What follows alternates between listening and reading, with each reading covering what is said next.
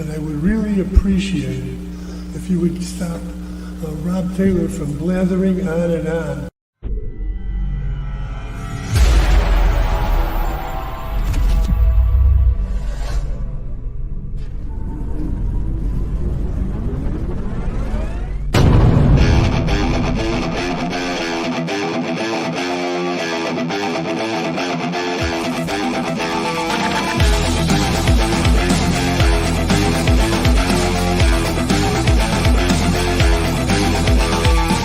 Opinions expressed by talk show hosts, callers, or guests on the Rob Taylor Report do not necessarily represent the opinions of the hosting platform, subsidiaries, sponsors, or possibly anyone else on the planet or the known universe.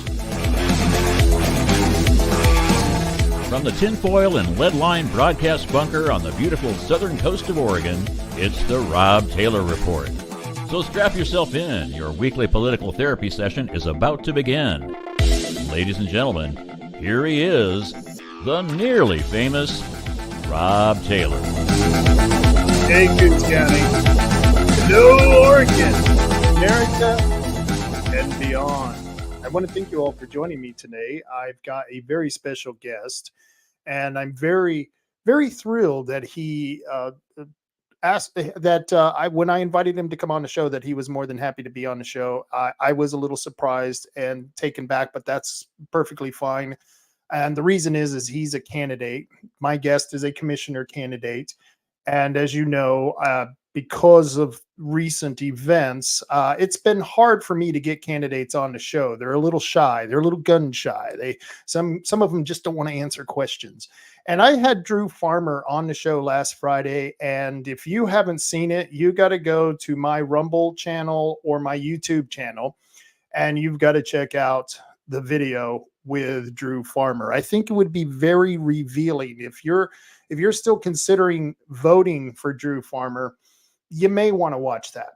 I would seriously recommend it. And he does have quite the following. He does have quite the group of people against him. In fact, I'm not so much that it's people who are Drew Farmer fans than it is people of the I Hate Bob Maine fan club. It's like a coalition of people who just don't like Bob Maine. And I can understand that, but I wouldn't vote for a Democrat just because I didn't like the Republican. I would just not vote. And that's how I would put it in that category, none of the above. And I want to be upfront about this. I'm supporting Bob Maine, and I'm going to be voting for him because I think Drew Farmer is not the best choice. And we're going to go into that today. And joining me right now is current Commissioner Bob Maine. Bob, how you doing? I'm good. How are you this afternoon? I am kicking butt. Is that your office? Are you at your office at work? No, I'm in the office at home. Yeah, I was going to say I didn't recognize those pictures, so I was. Lots of fish and lots of hunting scenes. I've told I think I was telling Marty on the show that he needs to ask you about the pig hunting videos that you have where they're blasting the pigs with the tannerite. Weren't you the one who showed me those videos? No. I thought you were the one that No. It had to have been you. Didn't you go hunting and you had pig hunting videos? No, I was in Florida hunting alligators at night with a spear and a headlamp. And we did one night go hunting hogs with the good old boys on those swamp buggies and running around in the mud and the swamp and the bugs and the snakes and all that stuff. That part of Florida where you had to have been in to be hunting alligators, that's some pretty hairy territory there. Just west of Okeechobee. Did you get any alligators? Yes, we did. We got two. Oh, cool. I got two. My partner got one too. Nice. You got some boots? Did you get any boots out of it? No, but my wife got some nice stuff. Nice. That's here. There's the two I got. Oh, wow. That's upstairs on our bedroom floor. That is cool. That flooring is actually old growth fir from the biscuit fire down south in Curry County. That's a shiny damn floor. Yeah, Yeah, but Deb is doing overtime on that floor. I yeah, tell you right now, give her kudos on that. She is doing overtime on that floor. The that's glare off that floor, that shine off that floor is just incredible. that's 3 coats of polyurethane. Sweet. No, those And alligators look cool. you see That's the little one? yeah. You see the little one? So it's hard to tell there, but how long is the little one? Make a wild guess. I ask 5 everybody. feet. 5 feet. Yeah, it's 7. 7. The other one's 11 feet long. That's At a night huge with a animal. spear and a headlamp in the swamps. Oh, that's a huge animal. I can tell you nothing else matters but what's going on right in front of you. Yeah. Yeah. That how many people did it take to get that 11-foot alligator into your boat? Yeah, into the truck, it was 5 of us. Yeah. It must have weighed 400 or 500 pounds. Wow. That's Yeah. that's impressive. That's impressive. And it's not like these are, you're not going hunting for deer or elk that, you have to worry about them actually attacking you. So that's and boar is the same way. When you go hunting boar, they're worse than bulls. Bulls, I've been in Yeah. corrals with bulls. They don't charge you. Boars are just the opposite. They charge every. Yeah, we got a number of those hogs. I think we got 13 hogs that one night when we had a down night in Florida hunting alligators. Cool. That is cool. And I love boar meat. Yeah, I'm a big pork fan. So you're running for county commissioner again. Again. Is this your fourth time now? No, 5th. 5th time. Well, 5 Yes. times a charm. What can you say? All right. One of the questions that people kept asking me to ask Drew Farmer was, do you think it's better 4 years, and do you think it's gotten better in the last 4 years since he's been in office? And I told people that wasn't very fair, because the first thing Drew would have said was, well, you could ask Bob the same thing. Is it better now than it was 4 years ago? And the answer is no, but it's not Drew's fault or your fault. It's that we have an administration that has literally nearly driven the country over the cliff. And Yep, I so, would agree. yeah, it's not a fair question at all. And so I didn't Mhm. even bother asking it, because I knew that's what Drew's response would be. And I think that everything runs downhill in government. Shit rolls downhill in government. That's just the way it goes. And so I do believe that it was just a bad question, and I didn't ask it. But I want to ask you this question, because I already know the answer to this question. This was the first question I asked Drew was, whom are you voting for president? Well, Trump, of course. Wait a minute. He's a womanizer. He's a felon. He's a voter denier. All that stuff. Yeah, that's all put out by the other side. Yeah. Oh yeah.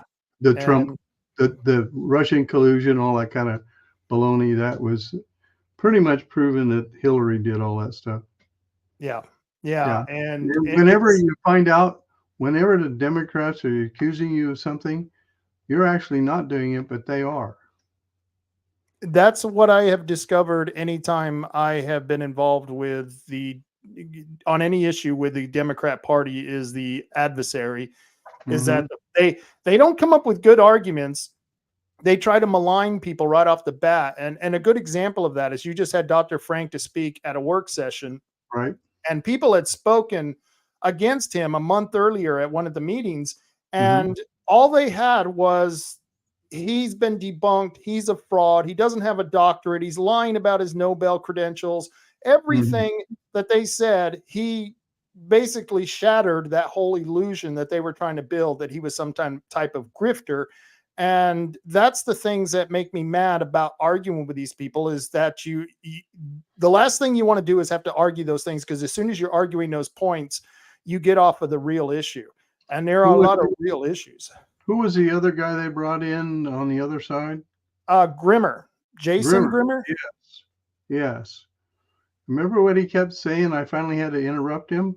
He kept talking about the democracy, the democracy, democracy.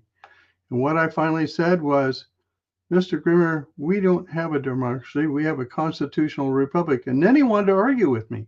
Yeah. Imagine that. And there were people in the audience when you said that who were making comments about you claiming it was a constitutional republic.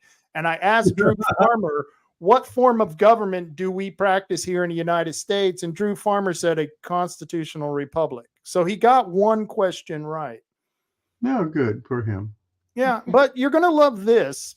And, I don't know how any interview is going to go, but when I was interviewing him, I was trying to strategize which subjects I would deal with first and try to ease up gradually to the more controversial things.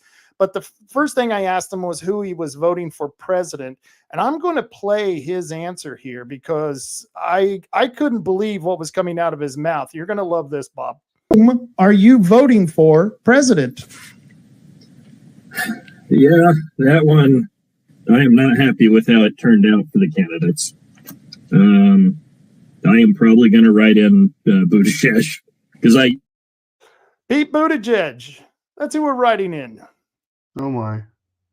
As soon as he said that, I thought I really don't even need to go any further into this conversation because no sane person in Coos County, unless they have a malice towards you, no sane person is going to vote for this guy because he's writing in Pete Buttigieg. What do you think of that?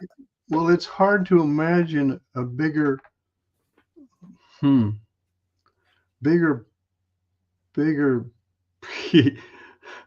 trying to have nice words here. A bigger failure than the one they're promoting now. Yeah. It's just unbelievable. Yeah. How in the heck would anybody just think that Buttigieg was anywhere even near qualified? I didn't think it could get any worse until he said that. I mean, yeah, what they're running now is a total disaster between the presidential candidate and the vice president candidate. Oh my gosh. And then Buttigieg? What? Write it in Buttigieg. It's hard to imagine somebody would even say that. So he's heavily supported by the Democrat Party. I can only imagine what the Democrats were thinking when that came out of his mouth, because you know what they're thinking. What do you mean you're going to vote for Buttigieg? What's wrong with Kamala? Yeah, although it seems like the Democratic choice wasn't a Democratic choice in the first place. They were told they were going to have her. And that was kind of a shock to a lot of people, including Democrats. It was a huge shock. I didn't realize that you could commit a coup in the United States and everyone would be good with that. And they said they had to commit the coup to save democracy. That's my favorite part. Democracy, yeah. There we go again. Yeah, there it goes again. And the Democrats were never about democracy, even though democracy is one of the worst forms of government. And anyone who wants to challenge that, all they have to do is go and read some of the founding fathers' writings on democracy. Mm-hmm. They despised it. It was, as I call it, two wolves and a sheep voting for what's going to be for lunch. And it's the oppression of the majority over the minority. It's basically people are going to be oppressed if you allow a democracy, as a direct democracy, to control your country. And so when I hear this crap coming out of people's mouth from a professor like Dr. Grimmer, you got to know that he's pushing that onto his students. And there were several of his students there. And I didn't get a chance to talk to him after that, but I almost went up to a couple of them afterwards and said, do you believe we're in a what did he call it? A constitutional democracy. That's what he called it. Yeah, right. He apparently he's either hasn't read much or he is been mentally changed to espouse that particular belief. Yeah. Just my opinion. Yeah. I think when you do, you lose a lot of credibility. The same credibility they were trying to take away from Dr. Frank. It's kind of Right. ironic. We were just talking about that. Um, the big difference between you and Drew Farmer is that he's infected with the woke brain virus. Okay. He's all about wokeism. He's all about DEI. And I remember when a couple of weeks after the last election, when Rod Taylor was elected, you talked about how the commissioners had to go to some class that you had to pass. That was basically a DEI class. Do you remember what that is? Oh yeah. Tell us. Whenever you're appointed onto a statewide committee, you have to do a hour-long computer class about DEI, etc., wokeness, all that kind of stuff. And you have to pass with the right answers by 80%, or you don't get on the statewide committee. That's not right. So it took me 4 times to finally figure out what they wanted for answers so I could pass. That is hilarious. And something else you want to do if you ever get elected to some of the stuff is that they want to know your ethnicity, okay? Black, white, Asian, etc. Right. I say mixed race. Oh, nice. Yeah, well, I'm part German, part Greek, so I'm Right. mixed. Yeah. Yeah. That's fair. I think that's totally fair. And Just- you can identify as whatever you want today. It's So totally honest. I mean, I didn't dream that stuff up. I have a DNA test that prove it. and one time we were talking about those DNA tests, and if you go back far enough on a DNA test, we all came out of Africa. Every single human came out of Africa. So that's the current thingy, yes. So I almost many times have checked the African descent on the forms, and then I would tell them, well, do a DNA test. I'm willing to bet I go back to Africa if you go far back enough. I suppose you want your reparations too. I do. You're damn right. That was something else Pete Buttigieg was. He was the mayor. He was the mayor of South Bend, Indiana, and he left the city in debt. He left the city in a mess, and he was one of those who promoted Black Lives Matter, Antifa, during the riots, and they suffered him there in that city as well that he was the mayor of. And that was my problem with Drew, is that he kept talking about how, we got a lot of tough issues to deal with because America's got to reconcile with its past. And I'm thinking, what are you talking about, reconcile with our past? You mean the Civil War wasn't good enough for you? 500,000 men, mostly white, dying, fighting for the freedom of African Americans? Or are you talking about the civil rights movement? Was that not enough? It's like we've done so much to become a more literally an inclusive country now, not the way they use it with DEI, but we've actually become a more inclusive country now than ever before. And he was trying to lay blame that you are somehow divisive because you challenge liberals on your social media pages. Oh yeah, sure. It's pretty funny that most civilizations throughout history had slaves at one time. Yes. I didn't realize that until, I read a lot of and see a lot of documentaries, and a lot of slaves out of Africa went to the Middle East. Yeah. Now, they were treated differently than when they came to America. Obviously, there were slaves, and that wasn't good. But the males that went to the Middle East were all castrated. Yep. I didn't know that. Yeah, they were turned into eunuchs because they believed that it was easier to control the men if they castrated them, turned them into complete eunuchs, and forced them to work. Yeah, I think that also happened in China. I don't know about China, but I do know that's true for the Middle East. The Barbary Coast was known for the pirates, the Moroccan pirates. This was the battle of Islamic terrorism that they suffered. Our first war was with an Islamic group. You know, the war. What was it? The where we got the Treaty of Trinity, The going Bar- back when Jefferson was president. the Barbary Pirates. Yeah, Yeah. yeah. So In, it just in blows my Tripoli. mind. In Tripoli. Yeah. In Tripoli, Right. yes. Right. Yeah. They'd had enough of getting pillaged all the time, so they finally sent into U.S. warships and put an end to that. And that's one of the pieces of histories that you don't really hear about. And a No. lot of people don't hear about Britain. Once they illegalized slavery, they went into North Africa and stopped many of the black people there who were part of the black slave trade, because it was black leaders in different groups, different countries, who were taking blacks from other countries because they were Mhm. warring with each other. Yep. I was going to think of something else, but oh yes, when they were trying to do away with slavery in this country in the Congress, guess who blocked doing away with slavery? The Democratic Party. Oh, you're right. Yes. The Republicans were all for doing away with slavery, but the Democrats blocked it. Isn't that an oddity nowadays? That is And not they're a proposing, all the things they're proposing now.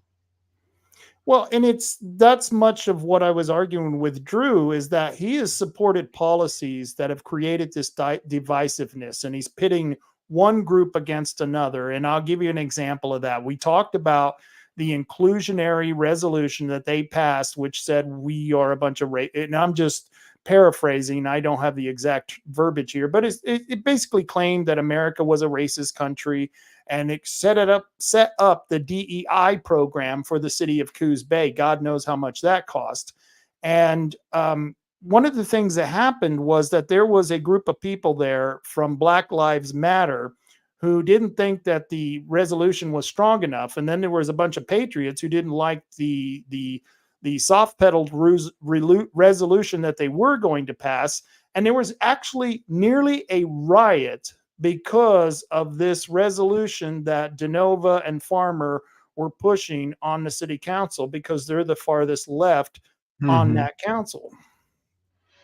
Yeah, it was unfortunate. I mean, to me, in the last few years, whichever groups have actually pushed relationships amongst folks apart.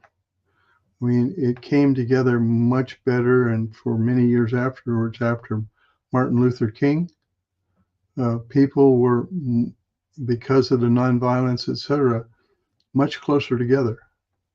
Yeah. And now they're trying to separate us again and fight with each other. Yeah. And that's not what we're about anyway. No, it's certainly not what we're about. And you were good friends with Andy Jackson.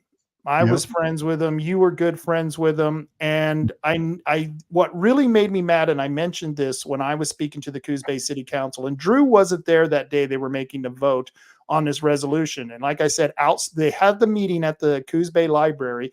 Outside of the library, there was about 30, 40 Black Lives Matter, and there was about 30 or 40 patriots there. And if it wasn't for the Coos Bay Police Department, there would have been a lot of wounded people. We would have gone into a riot right there. And that's not just because we were angry, but they were angry as well. And they were willing to do that. But I even said that I wish that Andy Jackson would have been here now, because I think he would have explained to you a different side of life, because Andy faced discrimination. Andy faced people who were bigots. And yet Andy went on to be, let's see, he was the chair of the Republican Party for a while. He was one of the most popular sheriffs, and he became one of the most popular county commissioners, winning by a huge majority. Right. I don't understand where they keep telling us we're racist, Bob. I know. I worked a lot on Andy's campaign to be commissioner, and darn him, 30 days after he was elected, he died on us. Yeah. Really, really still bothers me today. Me too.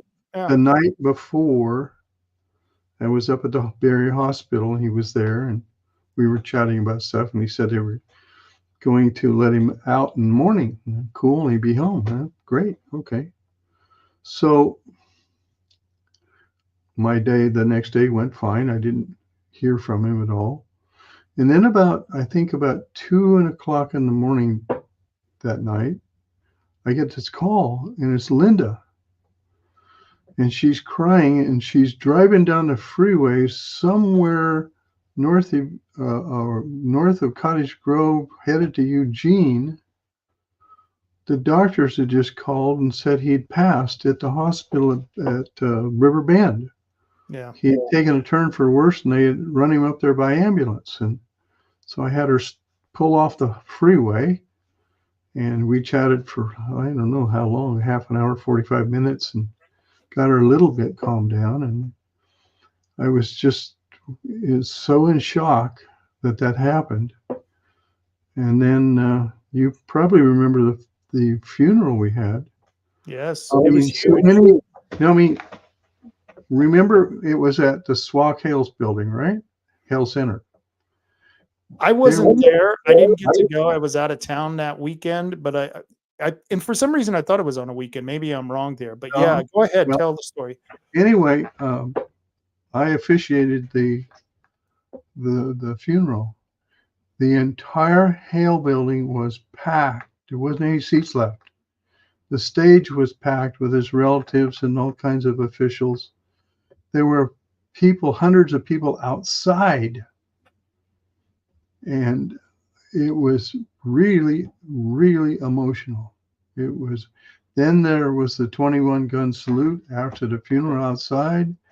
And then there was the escorting of all of the people in the funeral down to just south of Coquille, where the burial plot was. Police on the motorcycles stopped traffic on the side roads and everything, and to let the motorcade pass. It was amazing, but it was still very upsetting that Andy wasn't here anymore. I lost my camera, but I figure you can still hear me, correct? I can, yeah. You're Okay. good. Yeah, I don't know what I the see a heck. logo on there, Rob Taylor Report. Yeah, it happens from time to time. It happened. I had to do 3 interviews with Craig Rucker. I don't know if you remember Craig Rucker from CFACT. And on the second one, it was like, I was trying to get everything right, and my camera went out. And of course, it's one of those things where it's just absolutely infurious where those Well, types of you things just happen. overheated the cameras, all. I guess, I'm ugly enough to break a camera. It's true. We've actually exposed the truth. Yeah. Isn't that sad? Yeah. It's amazing the things that people put out there that they think people will believe. Oh my gosh.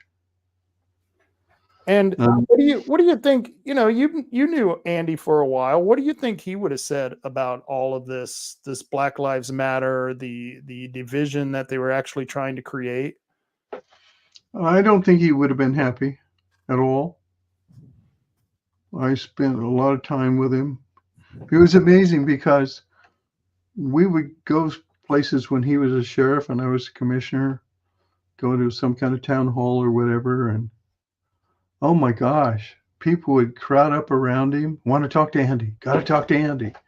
Or afterwards, we'd go to a restaurant and have something to eat late at night, and there was always a crowd around our table.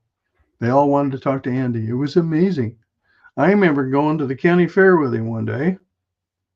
We got through the front gates there by the high school, and I don't think he moved over 100 feet in 2 hours. I covered most of the fair, came back, and he was still there talking to people. Yeah, he was amazing. He was amazing. In fact, I want to show you 2 comments that I just got. This is Carolyn Maha talking about Andy Jackson. He was a great sheriff. And then Oregon Outlaw says Andy would have seen it just like the rest of us, I think. And once again, people, I think Really, really respected the man. I spent a lot of time at the fair with him when he was in the booth, either running for office or running the Republican Party. Hmm. And you know how it is at the fair. You sit there and there's really not a whole lot to do. So you get to talk with each other quite a bit. And he was a big fan of Janie Germond. I remember he helped me out on a Janie Germond campaign when that was one of the first campaigns I worked on Oh, well, yeah. years and years ago. And we always went to the same places together. And once again, you're stuck there with nothing else to do but talk to each other. And yeah, I got to learn about a man who I used to joke with him. How does a black man become the man in an all white Coos County? You know what I mean? And it's like you Hmm? said, we obviously are not a racist county, and No, not at obviously all. we're accepting. Yeah, but I don't think it mattered No, what color he was. It was his personality. right. He was very, for a great big guy. I stand next to him. I'm 6 feet tall, and I look small next to him. And Yeah, he he just had a presence with people. It was amazing. he They didn't was care amazing. whether he was pink or polka dot or what the heck he was. They wanted to talk to him. And he had great common sense. That's what Hmm. I loved about him is Yeah. he would just say something that was just so true and so apt to the point. It was yeah, I loved the man. I think he was great. And like you said, he died way too soon. Oh, But yeah. that's why I'm one of the reasons I'm not happy with Drew Farmer. And so that, I kind of want to move on because I think there's a lot of different things to talk about. This election that's going on. You and Drew were supposed to face off at the Coos Bay Chamber of Commerce. And I heard that there were some things happening and you're Here's, not going to be there. before you get started, here's a picture of Andy and I and Nikki at the Fairview Church. I've kept on my phone forever. Oh, nice. And Nikki Whitty has since passed away. Oh, she was 3 months after he was gone. So it was me. Yeah. We finally appointed two people that didn't make it. But yeah, it was sad. It was very sad. And Mhm. that's what I always tell people. What the older I get, and you're a little bit older than I am, but the older we get, the more dead people we know. Not much, not much. Not much. Yeah, only about, I don't know, umpteen years. Yeah. Umpteen years. Steve Jansen, I remember one time he was over at the assessor's office and a high school buddy of his came over and they were talking about the class reunion. I go, really? What class is that? And he go, oh, 1966. And I go, oh, cool. That was the year I was born. So, Yeah. yeah, it's amazing how time flies. I've known you for quite a while now, and I've known those guys for a long time. And it's people don't understand that politics is one of those things where you're on the ins, you're on the outs, and it's much like a boxing match. This is my analogy. You got a job, you're going to go in there and you're either going to take a few hits or you're going to give a few hits, but when you get out of the ring, that's all. It's all over, right? You know what I mean? That's the way politics used to be. It's not that way anymore, though. Yeah. Like you were talking about high school stuff. All the kids I went to North Bend with know me as Robert. My wife changed me about 52 years ago to Bob. Nice. Yeah, really. Nice. The kids at North Bend, Christy and all the rest of them, they all call me Robert, which is kind of unusual now. Yeah, that is weird when I see it on the ballot. Mm-hmm. It's I wish they would, but they put your Bob name in parentheses. But Yeah, right. Yeah. yeah. In But people fact, see that. In fact, let's see, on my mom's side, they homesteaded here, and my dad's side, they came late in 19 teens, as far as I can figure out. Been around here a long time. The Bain family has been around here a long time. And Yeah. what was your mother? She wasn't a Maine, so what was she when her maiden She name? was a Weber, and all of her relatives were Schupelses. Adolf, my uncle, great uncle. Actually, he's a second cousin, but uncle owned Busy Corner Drugstore in Coos Bay and the Pacific Drug and Empire Rexall and up and down the coast, different places. And his son Larry ran the one in Roseburg, all over the place. My son's a doctor of pharmacy. Somehow I got missed. Maybe that was a good thing. And all of the relatives on that side, all of them are actually all pharmacists, oddly enough. But somewhere it skipped me.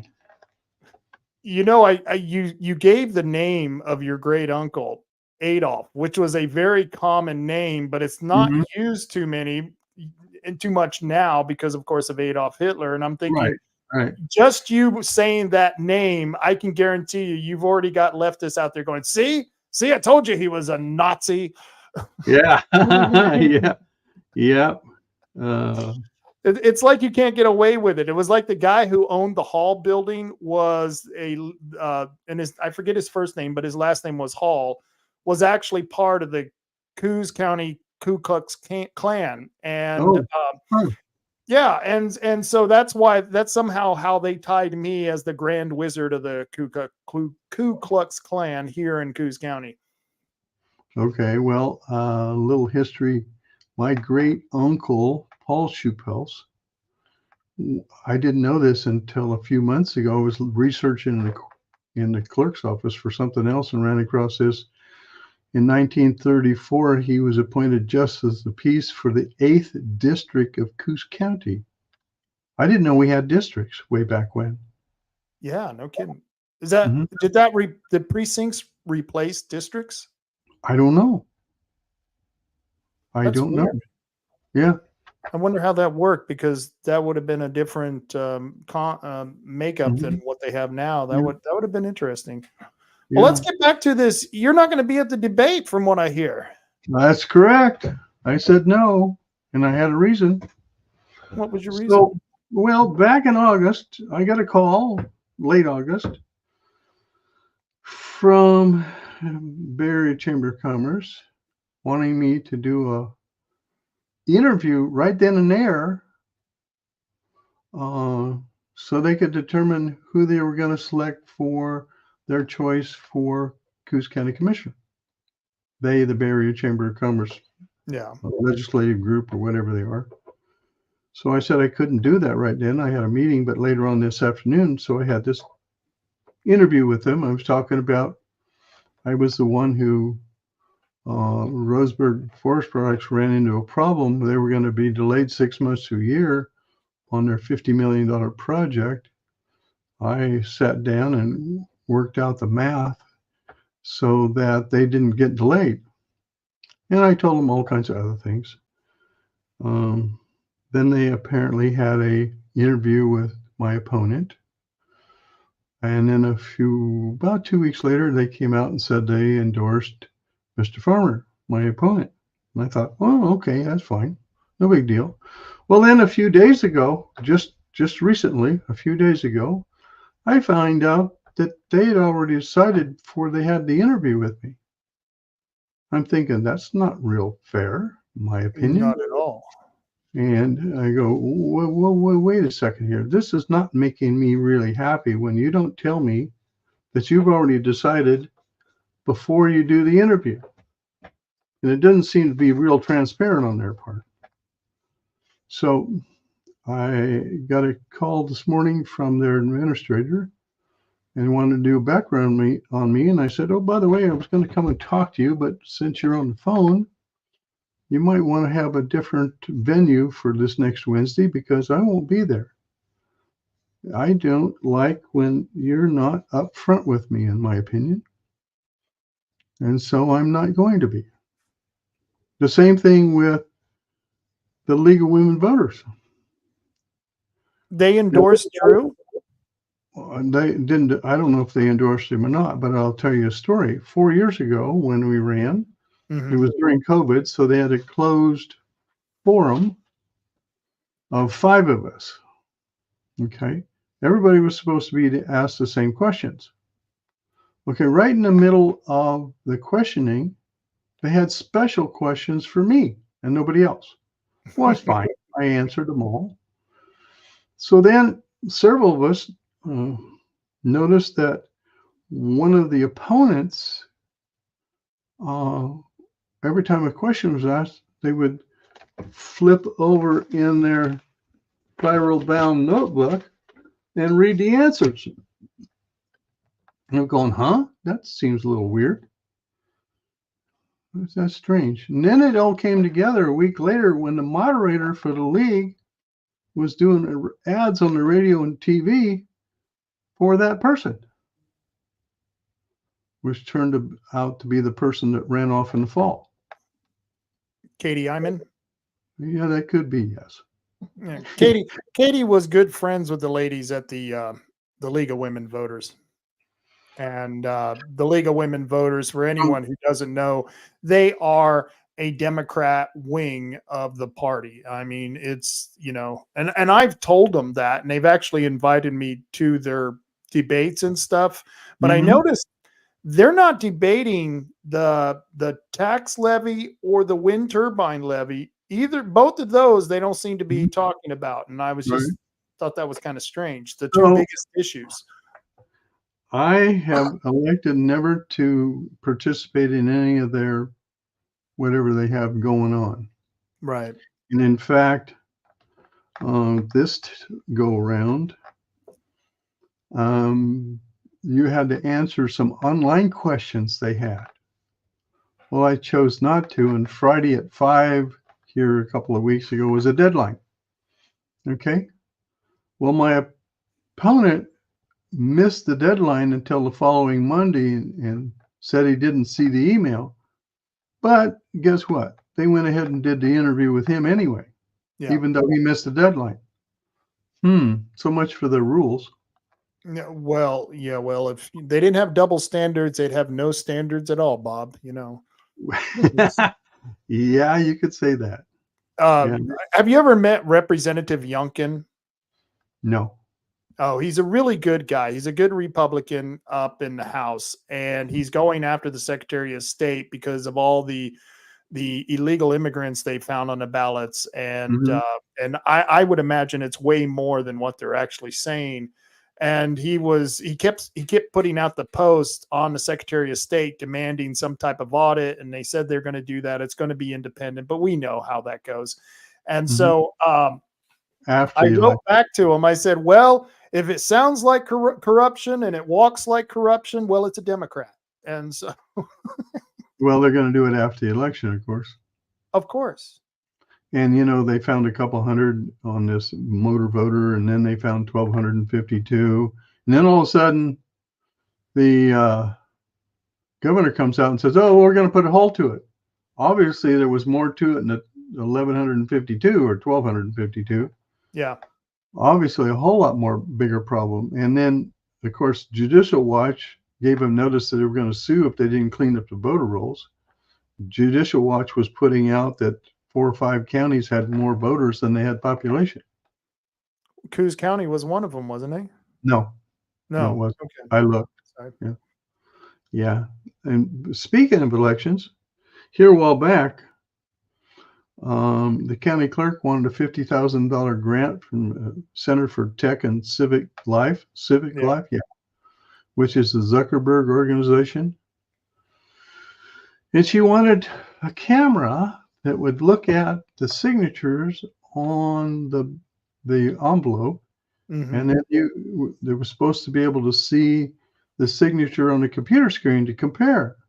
Well, it's pointed out they couldn't see either one with the camera. Right. So you're going, why is that? Unless it was just for show, my opinion.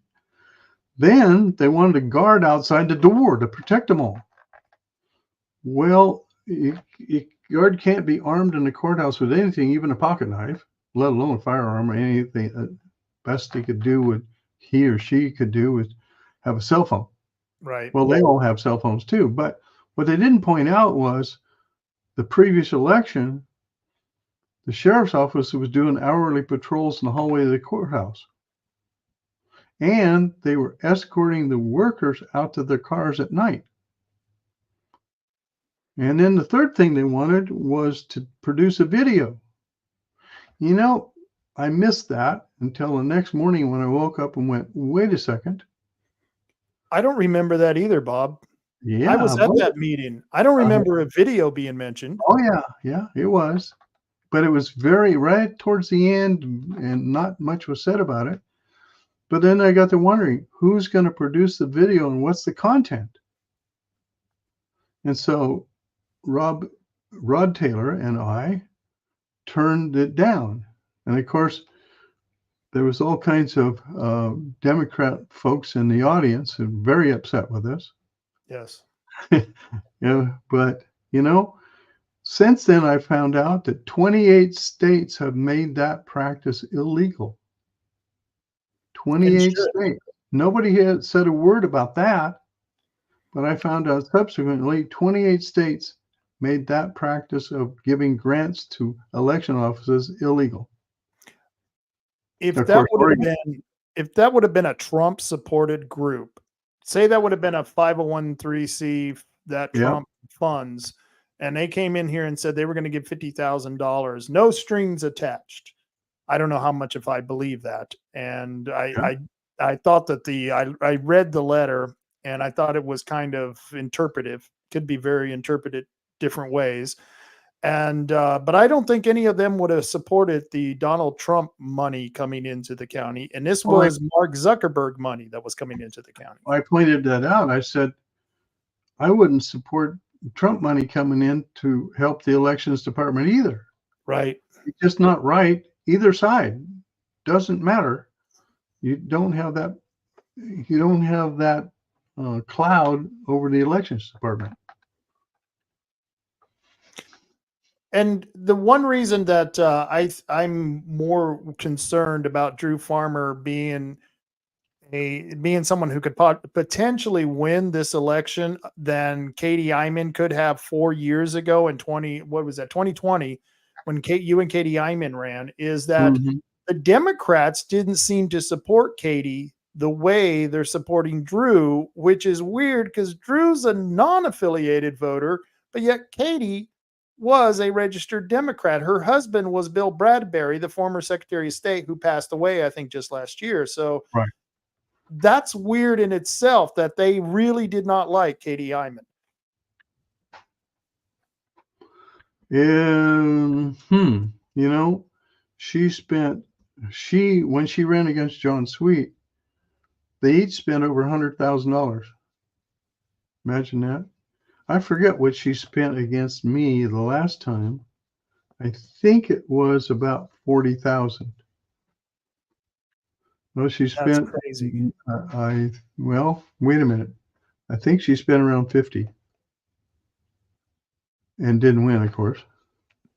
Now, another thing I've noticed though is that Drew almost won this in the primary. Yeah. Because the Republicans don't turn out. Right. Why is that? Republicans, for some reason, don't feel the need to show up to the primaries. And this is why we a lot of times get bad Republican candidates after the primary in the Republican Party. And I don't know what that is either. I don't know what the failing is, but we overall, we get low percentage. I think it's like 32% turnout. Whereas in the general election, we're going to get about 70 to 75% turnout, especially because Trump is on the ballot. And that's why I'm pretty confident that you're going to be in that seat come January. And just my opinion.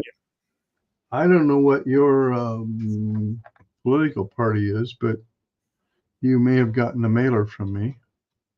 I'm a Republican, and I didn't get a mailer from you. You did not? Oh, okay. Well, I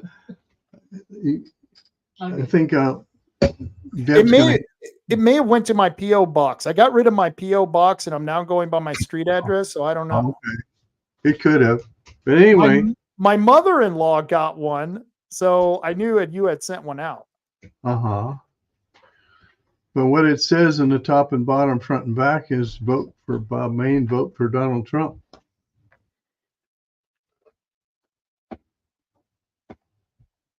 Yeah, I'm willing to bet Drew doesn't send one out. Vote for Pete Buttigieg. Vote for Drew Farmer. Or even Harris. or even Harris. Yeah. Yeah. And all he sent out was what he's going to promise. But you know what's even weirder is there's nothing that my opponent has put out that where he's done anything in 7 years as on the city council. Well, yeah, he has. He's gotten a lot of money to the homeless industrial complex, mainly the Devereaux Center and the Coal Bank Village, which is now being closed down. Mhm. I don't think the county had anything to do with the Coal Bank Village. Did you guys? No, but he was, he's not promoting anything that people might think is positive. No, land use laws. That's the only positive thing I saw on his website. And I'm thinking, well, what land use laws are you going to promote? And here's the thing: you guys just went through a series of meetings with people who are really upset with the county about the setback areas that were being proposed or were changed. And Oh, people for the didn't fencing? You were fabulous at that meeting. You For the were fencing. absolutely fabulous, and their attorney agreed with you.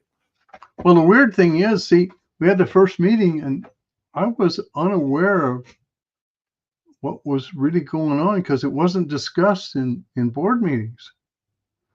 So I'm listening there and I didn't say much the whole meeting other than the heat wasn't turned on. And there was what? Almost 500 people there. Mm-hmm. Very upset. Pissed off about having to set their fences back that had been there for eons back to their property line. Okay. So we had a second meeting and they were talking about some county ordinance, on and on and on and on, and people are still upset. So the third one, I had a copy of it by then. Yeah. After the Pledge of Allegiance,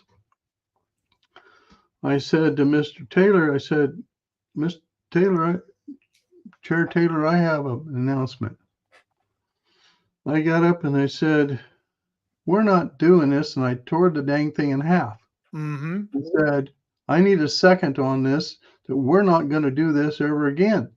And Mr. Taylor seconded me, and we voted 2-1 not to do that because there was no reason for the county to do that. Yeah. The whole thing was all about getting the brusher wound up in the wire fences and all that. Well, all I got to do is go and flag that with some ribbon, just same as do a phone box or anything else, Yeah. and there's no problem, which they ended up doing. But why stir everybody up for no gain? I mean, that just didn't make any sense at all. And so when I tore it up, hey, we ended all that. And I don't think some people knew about it. And that's why I think you got a lower percentage than you normally would in the primary. And of course, Chris Castleman ate up 18% of that percentage, which I think the people who voted for Chris will vote for you in a general. And I think that the majority of the people who didn't vote in the primary, who are going to vote in a general, will vote for you as well.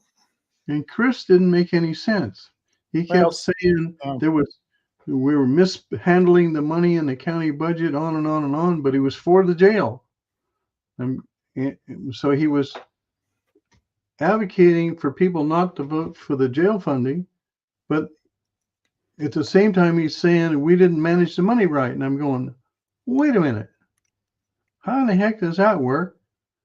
We didn't mismanage any money.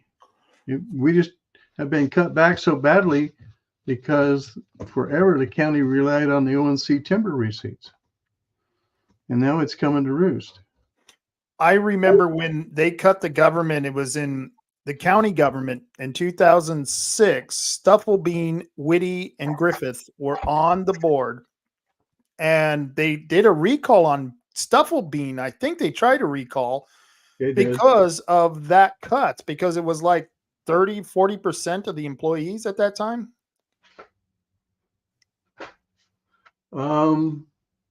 They cut the county road department in 2008. The last day of 2008 before I took over when John Griffith was going out of office. we had 50 some road department employees, and they went down to about 20 at that night. That was the last day of the year for work day for the county. The time was when the ONC receipts were for the general fund. It's where the property tax goes now, and it always has. So let me back up. Go for it. In the mid 80s, in today's dollars, we got $25 million in ONC receipts. That's amazing. Last year, we got 1.3 as a handout. Okay. Part of that 25 million went to support the county road department because the general fund didn't need all that money.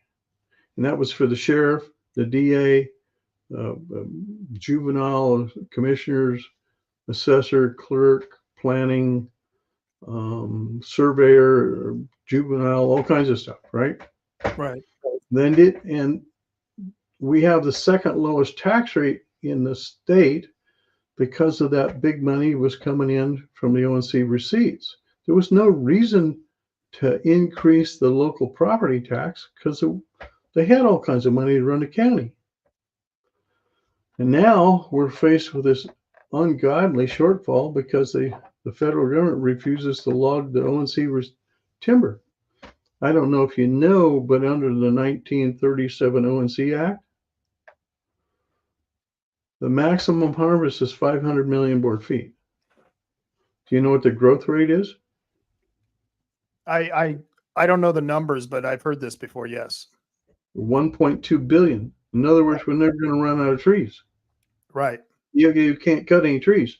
And that back then, that 25 million, that was 4.9%, 5.9% of 50% of the total dollars harvested off the ONC forest.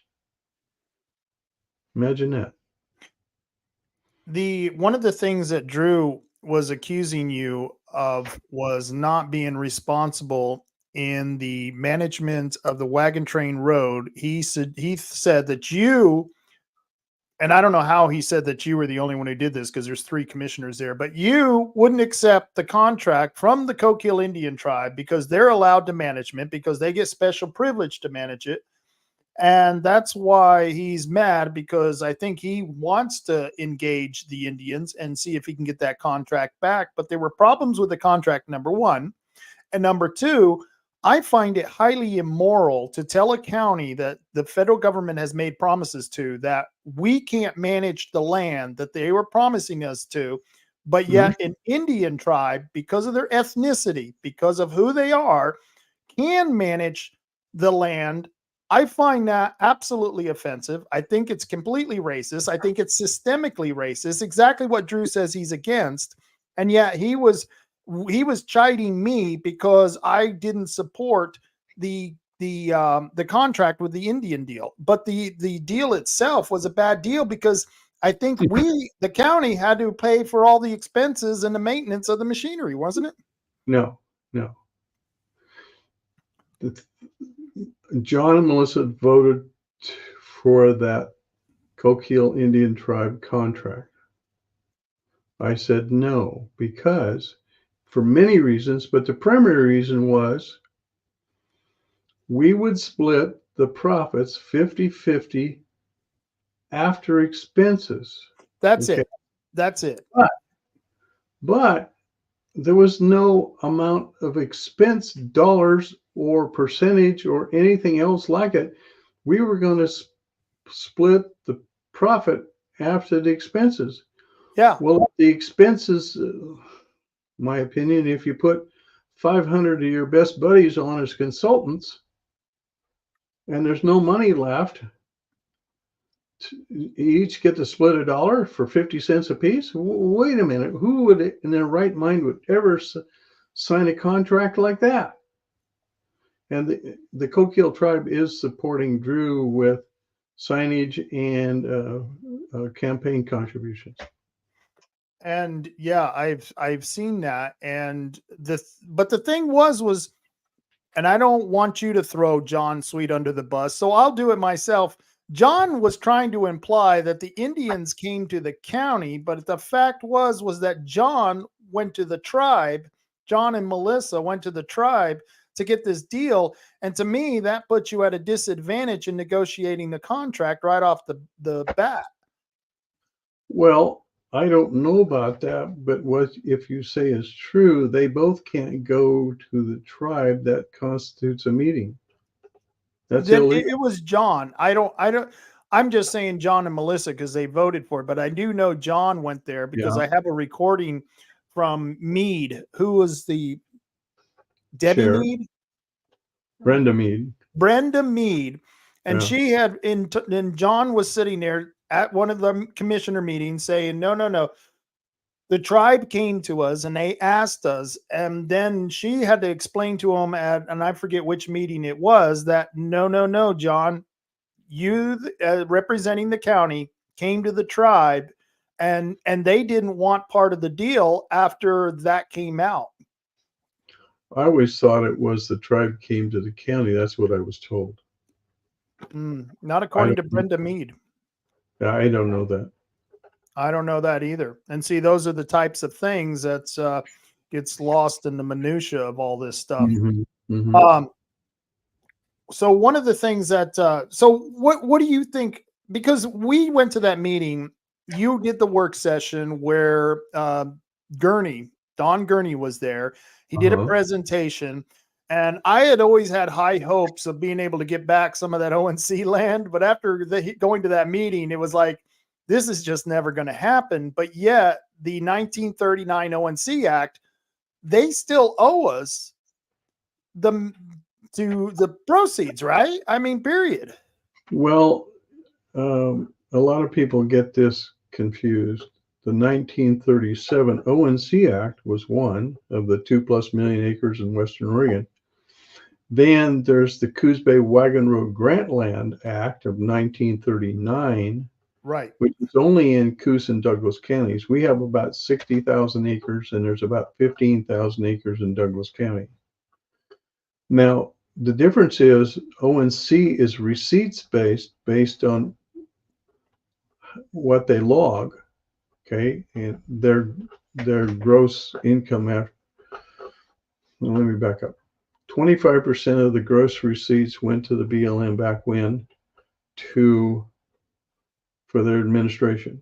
75% was divided up amongst the counties depending on the percent of ONC lands they had in their county.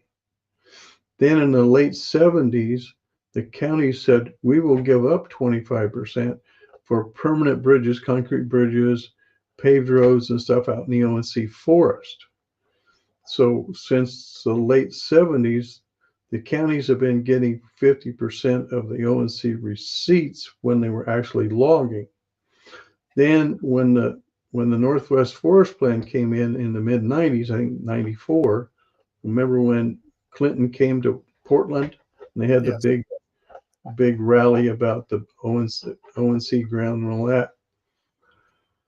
At that point, because of the spotted owl and the reduction in logging, the BLM went on allocated funding from the Treasury. They no longer had to produce to get their money to run the department. They are now on allocated funding from the U.S. Treasury. Then subsequent years after that, they had SRS, the Secure Rural Schools, where there was a handout for not logging to the counties, and it's been reauthorized, I think, 4 times, and every time it's less and less and less and less. Now this past year, this current year, it's run out, starting with October, and it has run out. It hasn't been reauthorized by Congress, so now the counties are on receipts based, their share from whatever is being logged in the next year. Explain that. What exactly does that mean then? Well, if you're not logging, what do you get? Nothing. Yeah. Now, Wagon Road is different They're Yes. ad valorem taxation. In other words, they're assessed a value and they pay property taxes just like you and I on our house. Right. That is a ad valorem based system on the wagon road. But there's some issues with that. They get the same value as a timber company, special assessed values on their timberland, which is a very small percentage of what it's actually worth. But my problem is if they are having a great deal of the wagon road as LSR, late successional reserve, Mhm. which means no harvest. In other words, I call it park. Then do they really deserve a special assessed value on that portions of the land where they're LSRs? No. So they would have to pay at a higher value than just special assessed forest land, because all private parties, you and I and timber companies, etc., when we want special assessment on a property, we go in and we sign up with the county assessor and said, we want this special assessed. This is the description of the property, all this stuff. And at the end, you attest that at some point, doesn't say when, but at some point you're going to harvest. Okay? And you sign and date it. Well, if you're never going to harvest, how does that work? You can't Right. get special assessment then. It's a Interesting. catch-22 that the federal government is caught in, right? Well, no, they could actually open up the forest and log again. They could do that, or they could pay you taxes, right? One of the other. Yeah, a higher tax amount, yes, on the wagon road. But it's ad valorem taxation. You're right, on value, not on the trees, but on the land. Right. Whereas in the ONC, it's receipts based. In other words, what the trees are bringing in value, harvested trees, that is. You were the assessor. Why can't the assessor, that's beyond his powers, to just change that category, or does that have to be changed at another level? That would be up to the county assessor, and I've been working with the new folks on that issue. Any hopes? Yeah, Okay. we will see here in a while.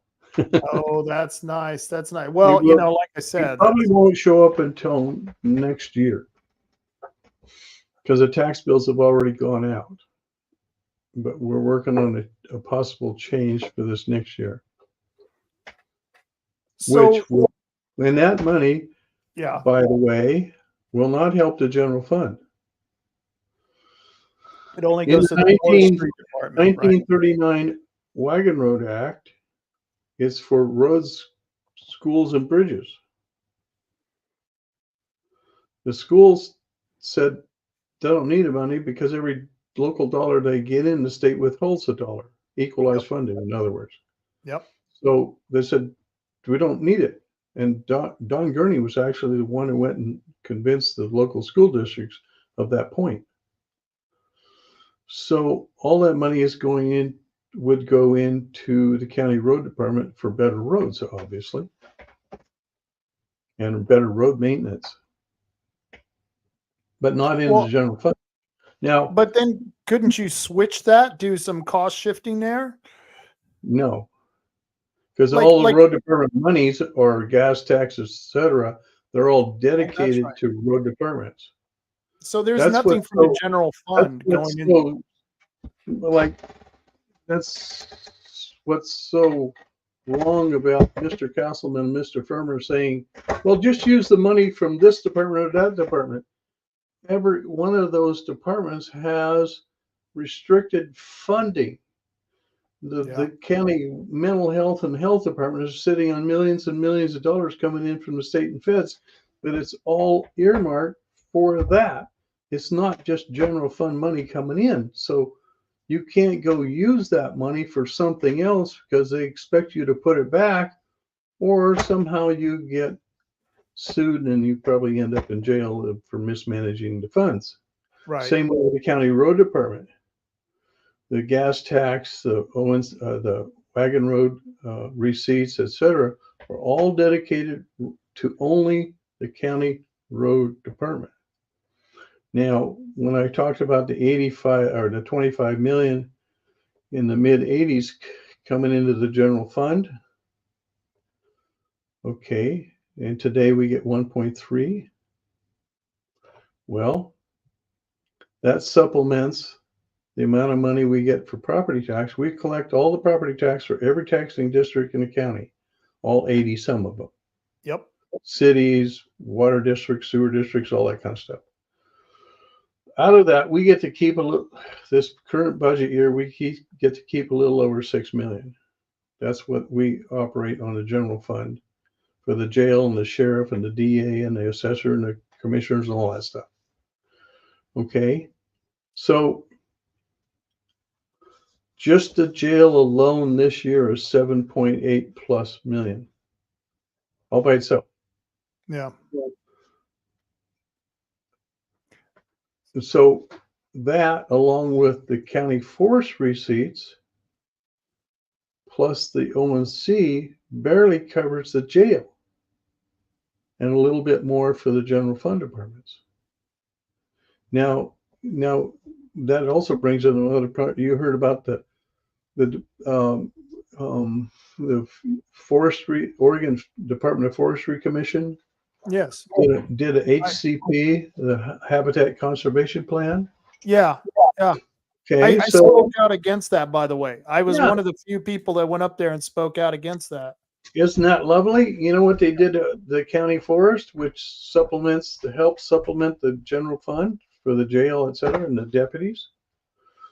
They automatically eliminated 2,500 acres from ever being harvested again. Yeah. Isn't that just lovely? Yeah.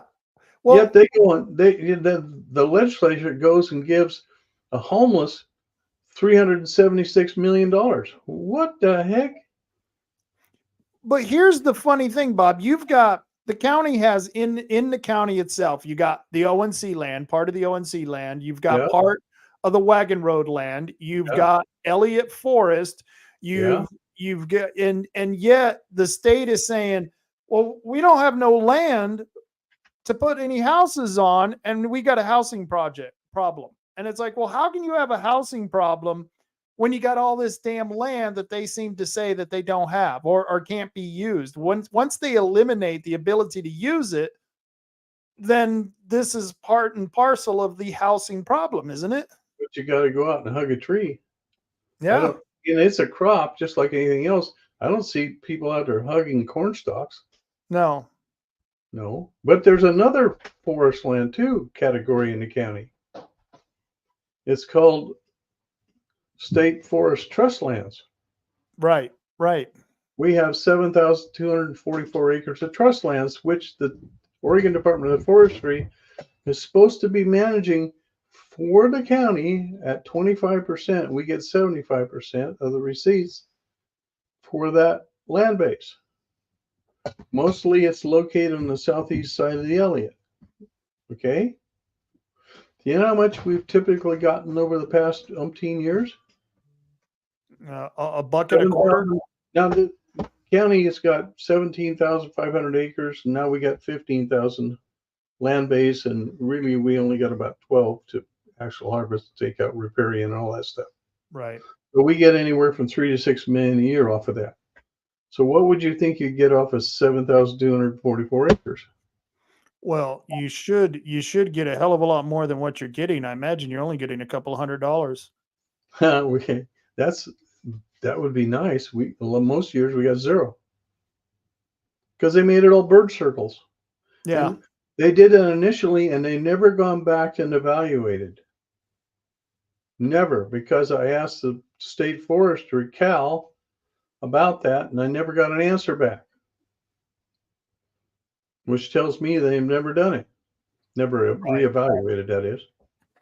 Isn't it funny if you as a commissioner on the board of commission, if you don't do the mandates and requirements that the state wants you to do, you can face a consequence for it. But yet the state and the feds don't live up to their agreements.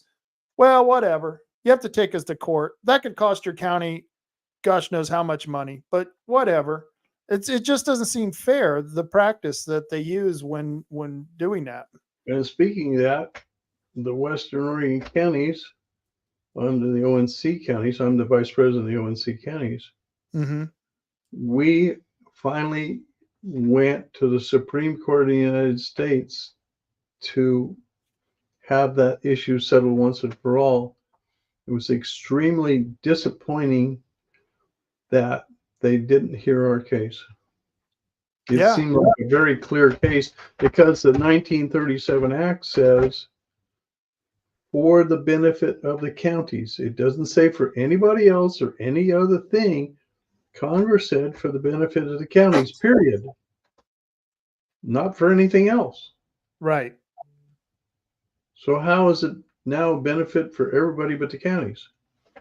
That lawsuit, what I understood, would have also reeled in some of the presidential powers because I forget under which law Obama expanded a national monument. Was it Yes. a Siskiyou National Monument? And he really wasn't allowed to do that. And I thought for sure, just because of that, the Supreme Court would have taken that case to cut back on some of their mandate power for the presidency. The Cascade Siskiyou National Monument expansion by Obama of 50,000 acres at ONC ground. Yep.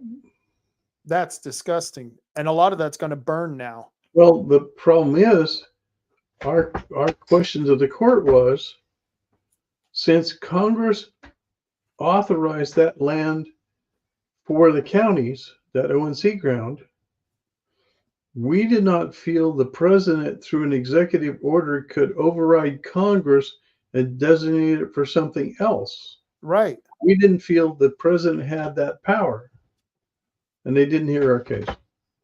Yeah, that's what blew my mind because it was a congressional act, and with the separation of powers that's established in the Constitution, it would seem like the Supreme Court would want to take away the ability for the president to overlap congressional decisions. And I mean, if they didn't want it, the president at the time could have vetoed it. But obviously the president wanted it at the time because they didn't veto it and it went through. This is a congressional act. The ONC land is a congressional act.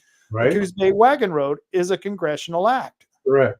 And nothing has really changed that because there was never been another congressional act to change what's in that original act from 37 Correct. and 39. Correct.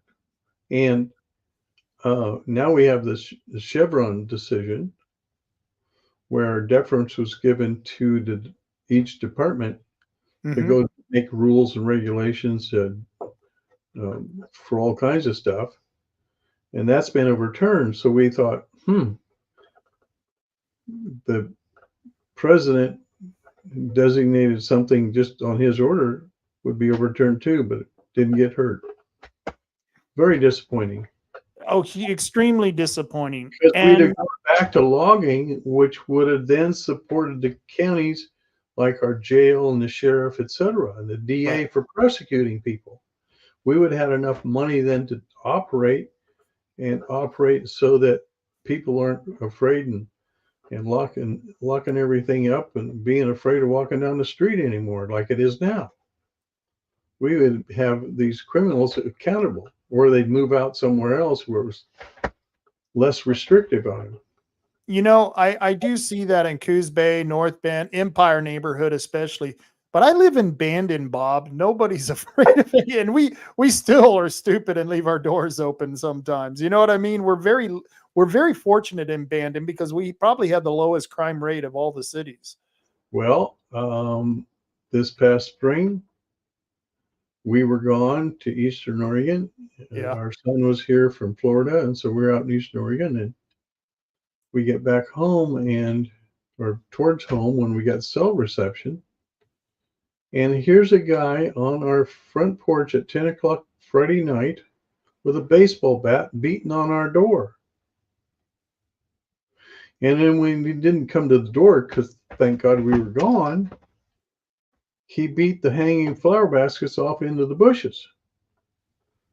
Fortunately, the Ring camera caught him, Yeah. and he got prosecuted and all that. But turns out he had 70 some convictions, up including kidnapping and all kinds of stuff. He did a whack job, in other words. That's the problem I think you're facing in the county is that, and John Sweet always gets mad at me because I blame the state for causing a lot of the problems here in the county, but I don't care what anyone says. It's the fact that they have sabotaged the justice system. It's Senate Bill 48, which gives no bail, cashless bail. You've got HB 3115, which allows them to camp on public property wherever they want. And of course, the homeless, many of them are mental and criminal and can't distinguish between public and private property. So that's causing a problem. You got the fact that Rob, yeah, that brings up a good point. Yep. We have an ordinance where we don't care. You pull off alongside the road and camp overnight, but you got to be gone the next day. It's 24 hours. Right. Actually 12 hours, but City of Coos Bay has similar ordinance. But until election season came around, they didn't do anything about it. So that city council of Coos Bay allowed all that stuff to happen. But they have an ordinance against the same as the county does against the camping and all that stuff. But they, in my opinion, are allowing it to happen until we got close to election time, and then, we got to do something about Devereaux. We got to do about homeless camping, all that kind of stuff. Yeah. Well, that's a little thin, in my opinion. Totally. And my camera went off again. I'll get it back on here in a minute. Yeah, but I see that leads me back to the Devereaux Center. Before they made those decisions to crack down on the Devereaux Center, your opponent, Drew Farmer, got off the city council, which I thought was rather strange. And now he's a consultant for the Devereaux Center. He's got a contract with the Devereaux Center. The contract I read through, I'm going to have to read it again, but what I understand, he makes $80 an hour doing something consulting for the Devereaux Center. He said he only made $50 an hour. So there's a discrepancy there. But the fact is that why do you think that he would step down from the city council and then they would decide to go after the Devereaux Center? Well, just my opinion, but he stepped down after somebody could file for his seat, which if he doesn't win for commissioner, will they reappoint him? Good question. Don't know. Don't know. You kind of wonder, but also there's another problem. He's on this Coos County Homeless Task Force. Yes. There's two from the city of Coos Bay, Farmer and the city manager. There's two from North Bend, and then there's from the county, there's John Sweet and the head of the mental health department, David. So when they grant $30-some thousand for a fence, which we county commissioners approved, and Drew is consulting for them, is that a conflict? A little bit, I would say. I don't know. It looks like it. It has the tone of conflict. You know what they always say, Bob, that the appearance of impropriety is impropriety. I don't know, but you wonder, is that somehow a conflict? Yeah, I would think so. I would think so. You're But on a board that is approving a grant that the county commissioners then grant right. an outfit that you're working for. Huh? Yeah, totally. You But don't know isn't about that money about to run out for that homeless committee? No, there's over $1 million. Well, it was $1 million grant, and I think there's about $600K left. Nobody's happy with that committee. What do you think's going to happen with that committee? Were you happy with creating the committee? Because I know it was in many ways kind of forced upon the county and the cities because of the state. What were your feelings on creating that committee, that homeless committee? Well, to begin with, former Commissioner Cribbins was the one who got the grant. Yeah. Then they formed this committee of two from North Bend, Coos Bay, and two from the county. This committee, and they were supposed to give out money for homeless and all that kind of stuff. Other than the $34,000 for the fence, they've never done that. It's gone for administration purposes, which it really wasn't supposed to be. Right. But even so, now I understand there are other grants the city of Coos Bay has gotten for basically the same thing. From what I understand now, that 6-person group wants to take that money and use it to buy the Baloney Ranch, or part of it. They were going to buy the property down in South Coos Bay, and that got stopped by the city folks. They didn't like that. But as if I understand correctly, now they're trying to make a move quietly to try and purchase the Baloney Ranch on South 101. That's the way I understood it from the homeless meeting that I went to. But there's problems with that. There's no infrastructure out there Right. for anything to support these homeless folks. None whatsoever, whereas they have support, at least somewhat. And as I understand, I talked to Tara one time, some of these folks actually have jobs that are homeless, part-time jobs, that kind of stuff they fill in. So how are they supposed to get some kind of transportation to their jobs? But also, is this group going to supply all the foodstuffs and everything else out there? I mean, they were going to, from what I understood, take them back and forth on the CAT bus. That's the CC18 bus. Yeah. Coos County Area Transit. Yeah. Yeah, and they were going to basically chauffeur them from the city to the Boys Baloney Ranch and back again. And all I'm thinking is, you're just going to have drunk and drugged people walking on Highway 101, walking in and out of traffic, just the same way they're doing in Empire right now. Well, there was another thought, too, by my county forest folks. Some of these people are arsonists. Yeah. What happens if they like to go out and have a barbecue out there, and I'm putting it mildly here, right, and start a big county forest fire in the middle of summer? But that county forest is what the county depends in a large part of actually keeping part of the general fund departments afloat. If the timber's gone, there's no more departments. Right. And the sheriff's office will be cut down to nothing.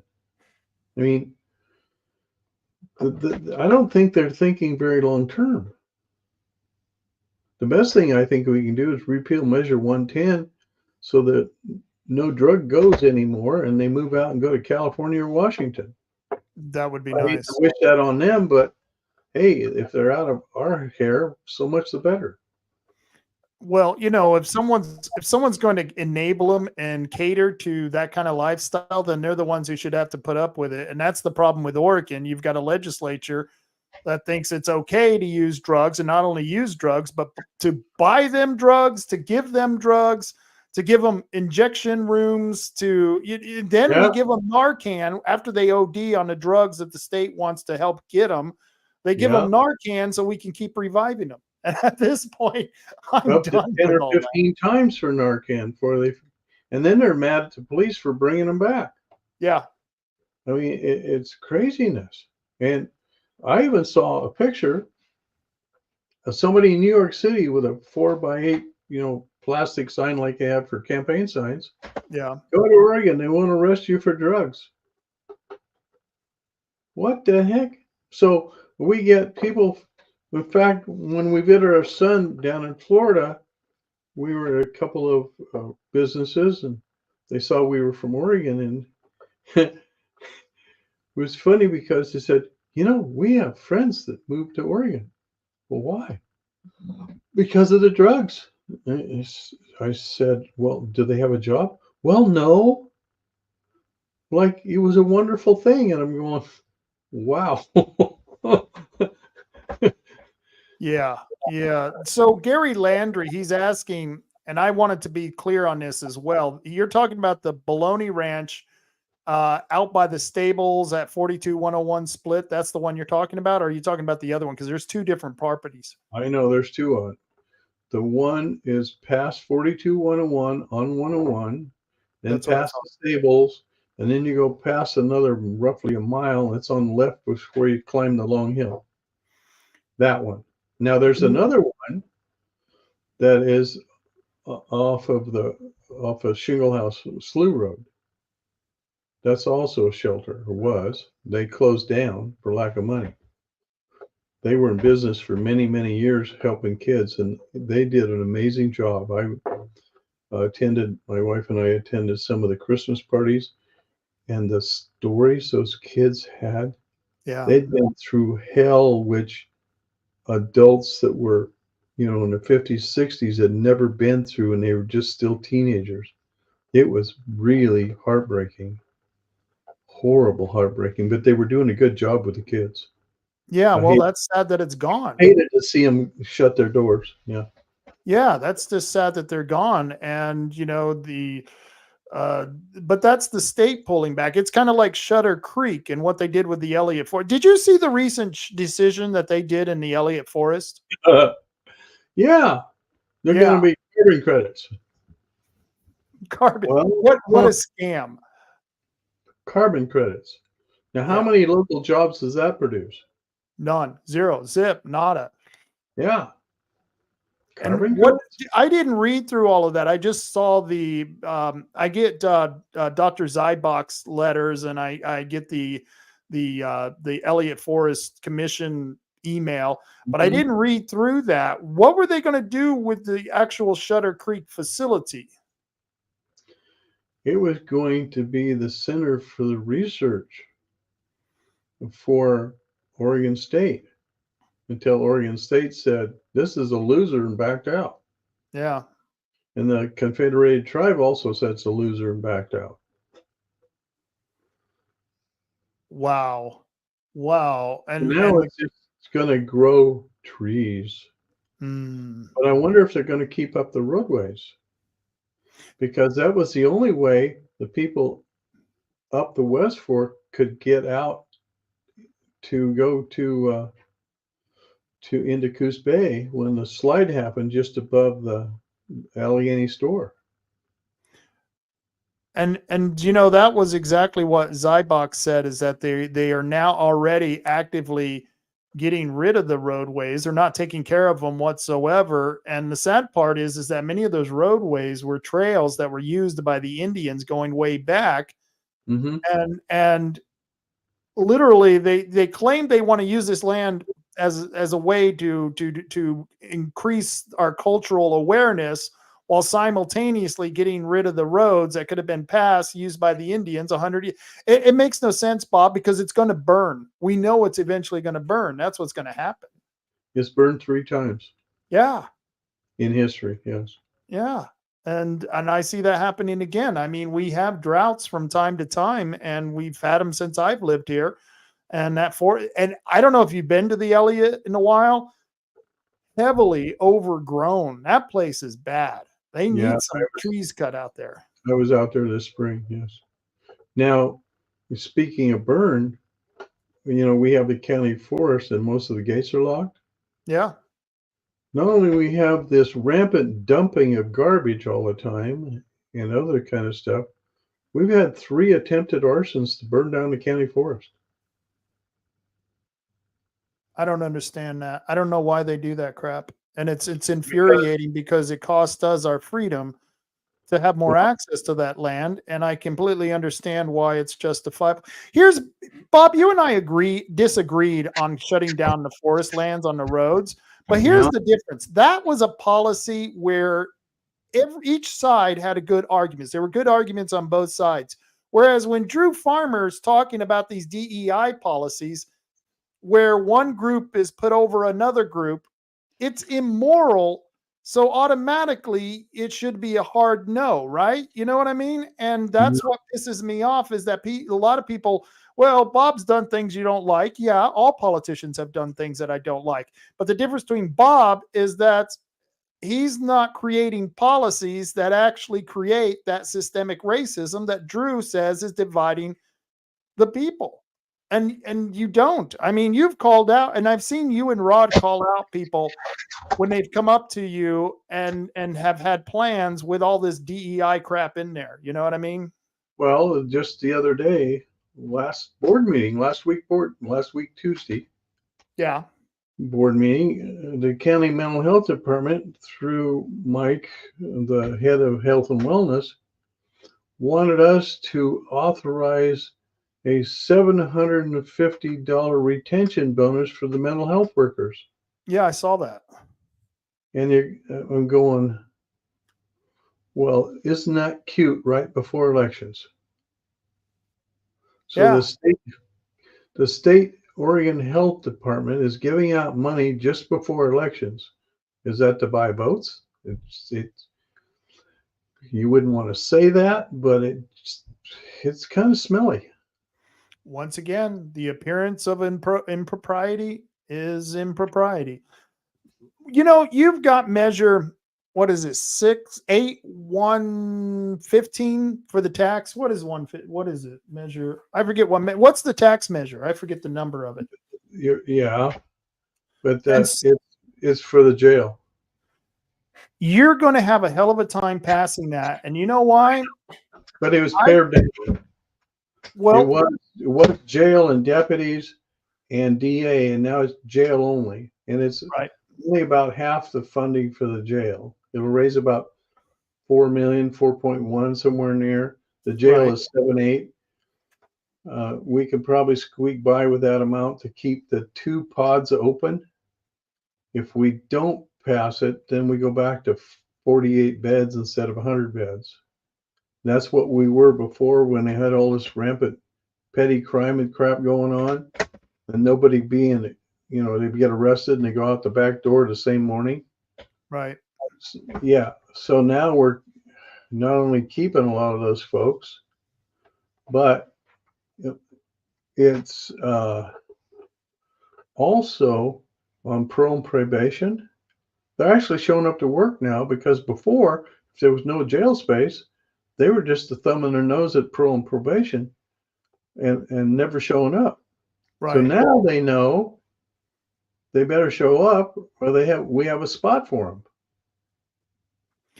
So I called the jail Friday to find out Thursday how many people they had in jail, and it was 75 out of the 96 potential people that they could put in jail. And of course, some of them have to be saved for women, and there's not nearly as many women in jail as there are men, but by mandates, they have to have that. So if this was the case, that you had to go back to the 48 beds, that would mean 20, 75, 48, that would mean 27 people would be released in the public. Yep. Yeah. Yeah, when Governor Brown was in office, she let go umpteen people, including murderers, out of prison. One guy went out and promptly killed another lady. Besides, they emptied the mental health wards and put them back into the communities where they came from. Well, number 2 is the counties can't deal with that. And it's a total disservice to the people they let out. How are they supposed to fend for themselves? They can't hold a job, etc. So now they're on the street. Total disservice for those mentally incompetent people. But they wanted to get rid of them so they didn't have to pay for them. No, I get it. And that was the state. I don't know how many mental facilities and prisons, such as Shutter Creek, that the former governor had closed down and put these people on the streets here in Coos County, because that's where many of the people in Shutter Creek were from. Yeah. And now we're stuck with those people again. And that's what's frustrating a lot of us, is that it seems like no matter what the county does, the state is finding a way to screw us over. And then they're telling people like you on the commissions that, well, we give you all that money for Coos Health and Wellness. Have them take care of your mentally ill. Have you been hearing that message? Sort of. Yeah. But, there's another new ruling that I had to intervene with Senator Smith, who got a hold of the governor. A new ruling that if a convicted person, or not convicted, accused person, even for murder, isn't given a public defender within 7 days, you have to let them go out of the jail. Yeah. What in the heck? Huh? That was the Ninth Circus District. Yes. The court Yeah, you district. got it right. Ninth Circus. Yeah. That's just But- crazy. Oh, it's total craziness. And I told you guys it was going to be crazy. Yes, I over a year ago when I heard the news that the court case was coming through, and then they finally ruled on it. I said that the reason they're doing this, and it's the Ninth Circus, as we said, is because once again I believe that there's more in this country that's going on than what a lot of people think, and I believe there's a Marxist revolution, and you can't have change from a constitutional republic to a Marxist government without destroying the government within itself. And the best way to do that is get rid of the justice system. So a couple more legislative real gems. House Bill 2681. Yeah. I don't know if you know about that one.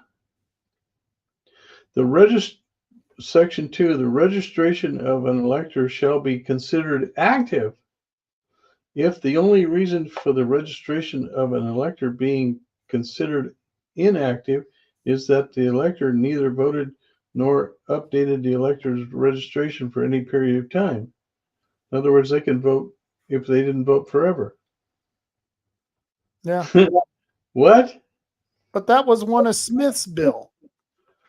No, that wasn't Wasn't Smith. it? It was Rayfield, with a whole bunch of Democrats signed on. Yeah. I thought Patterson, DDS was one of the sponsors on that. No. The other one that you're thinking about is The postal. 2608, I think. 2808. I forgot There's so what the many number of them. I forget what they are too. And he didn't. I don't think he read the bill fully because things are going at him at 1,000 miles an hour. But yeah, but he sponsored the bill. I know that. But the text changes weren't what we're talking about. The text changes were different that he sponsored in that bill. right. But even so, now votes that come in 7 days after the election close through the mail, with or without a postmark on or before the date of election, have to be counted. What kind of crazy crap is that? Excuse me. That's what ticks me off about a lot of the Republicans in the House and in the Senate is that they should know this. They should know that the Democrats are always going to manipulate the situation. So why do they give them the ability to be a sponsor or to be a co-sponsor of a bill that then the Democrats can say, well, look, it was bipartisan. We had bipartisan support for this bill. That just ticks me off. And Noah Robinson, who I think is going to be one of the best senators once he gets in there. I think the guy is great. Yeah. I really enjoyed his father and working with his father and stuff. And he's one of the few that actually have mentioned this in the game. And, you get the Republicans who are afraid to acknowledge it because, well, they voted for some of these bills. Well, the one I couldn't remember is House Bill 2208.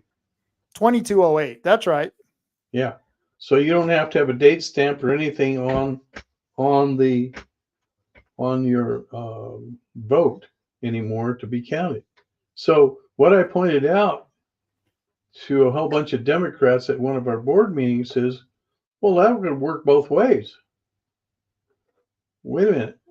You Democrats think you can just flood by finding out that night who voted and who didn't. So you got 7 days to go out and beat the bushes and get people to put their ballot in the mail, right? Right. Okay, well, if that works the other way, if a Democrat's ahead by 10 votes, the Republicans can go out and beat the Bushes too. So neither one is good. Neither one is good. Right. Should be the end of it, if you don't get it off your lower backside and get it down in the mail, too bad. It has to be in by 8 o'clock that night on election night. Well, that's the way it should be. It should be, yeah. You should be. Then, too, if you vote, you're talking about voting in person, which I approve. Why not have it to where you can vote from Friday 8 to 8, Saturday 8 to 8, Sunday 8 to 8, Monday 8 to 8, and Tuesday 8 to 8. Therefore, you have no excuse of not getting to the polls on Tuesday. Right. Okay, and then everything's counted, and then you can't count it before then at all. Period. And there would be no question about the postmark because you're voting in person and you're showing ID, I would imagine. Many states do that. They do. Yeah. Yeah, and some of them have cleaned it up and are getting better, but ours seems to be getting worse. It's like each legislative session they pass a new loophole for people to slip through, and of course, you know what they always say, Bob. Well, it's for the convenience of the voters. There's a lot of handicapped people out there and minorities who are just too damn lazy or too damn stupid to get to the polling place or get an ID. So we have to give them all these special advantages so they can vote. Yep. It didn't happen that way before, did it? No, never. And it's insulting. What's really interesting to note is since we've had vote by mail, since when? 99, 98? Yeah, somewhere in the 90s, yes. Have we had a change of parties? Not since then. Governor or legislature? Right? All Democrat. Now, in the U.S., it goes back and forth. Obama twice, then Trump, then Biden, and back and forth, right? Hasn't done that in Oregon for a long time. Why is that? Well, that is the subtle that's the subtle racism of low expectations.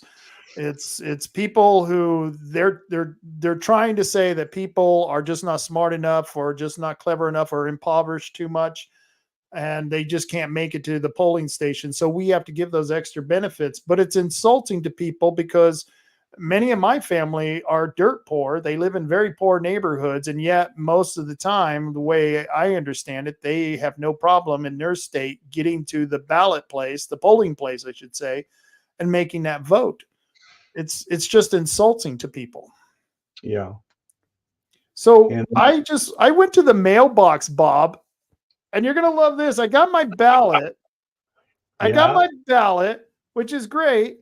And with it is my property tax. Yeah, we got our ballot about 3-4 days ago, and we got the property tax today. Yeah. That's going to hinder the chance to pass the tax because, and this is like I told John, taxes, you might as well call it herpes. Do you want more herpes? No, I don't want no more herpes. Come on, just a little more herpes. It's a little herpes. But you look at your property tax bill, open it up there. Go ahead and open it up. I'm going to. All right, you're in the city of Bandon, right? Oh, yeah. So read off each taxing district and the amount.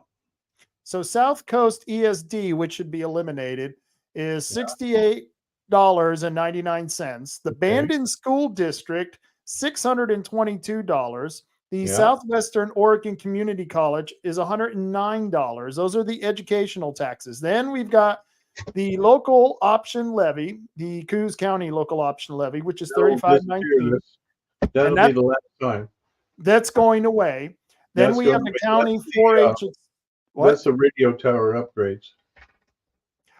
Did they finally get that radio tower, right? Oh yeah, they're all operational. Yeah, good, good. Because I They're know that going. was very important. That's for police, fire, ambulance, all that stuff. That's why people voted for it. Yeah, Zanny was definitely pushing out really hard. I Right. remember And when. that's for the entire county. Yeah.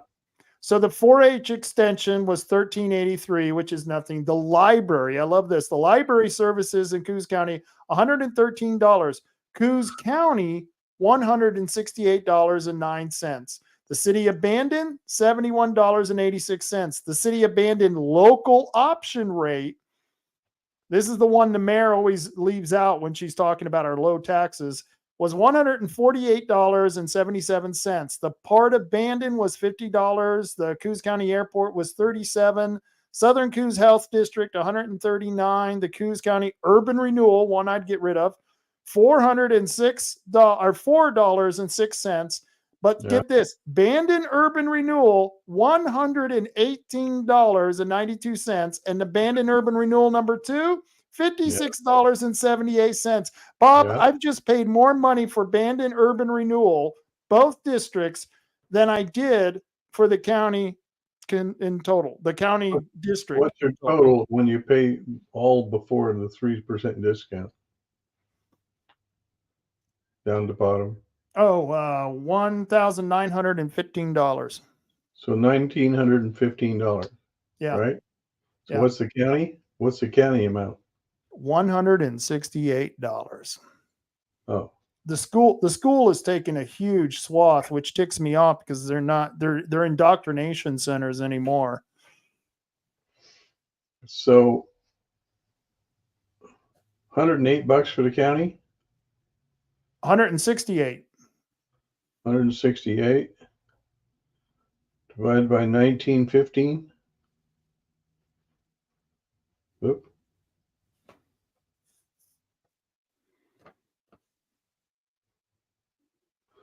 So the county is about a little short of 9% of the total. Yeah, that's not right. That's not right that the county is getting such a low portion of this. 8.8%. And you see, when I started figuring out what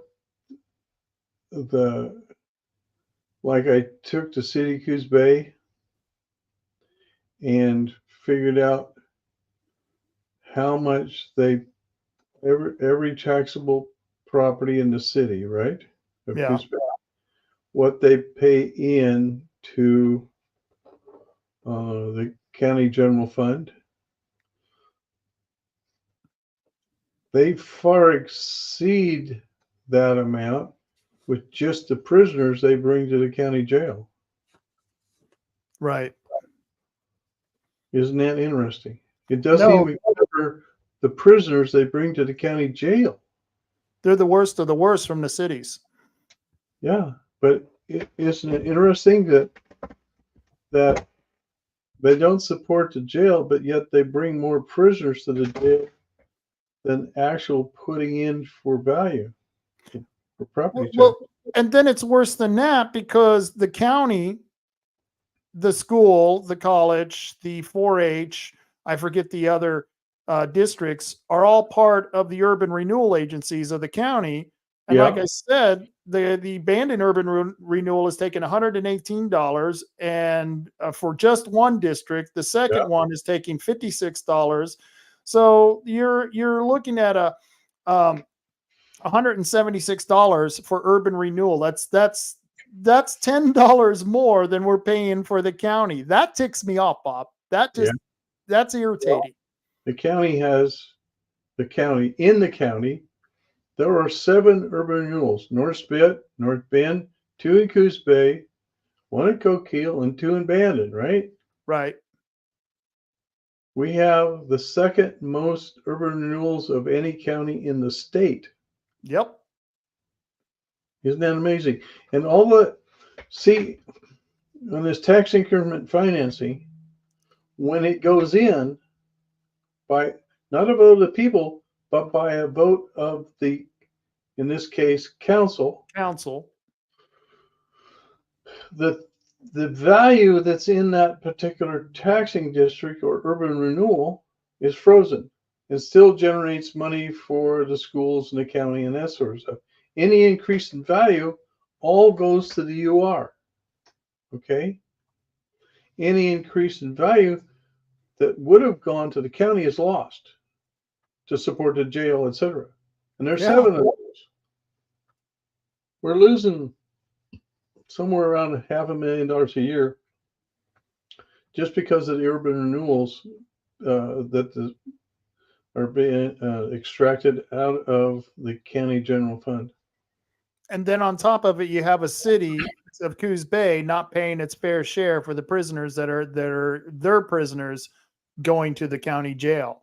Yes, and if you remember rightly, back when all the cities had their own jails. No, I don't remember that. What? Explain that to me, because I wasn't here when that happened. I don't remember, but I think it was about the time the county built the county jail.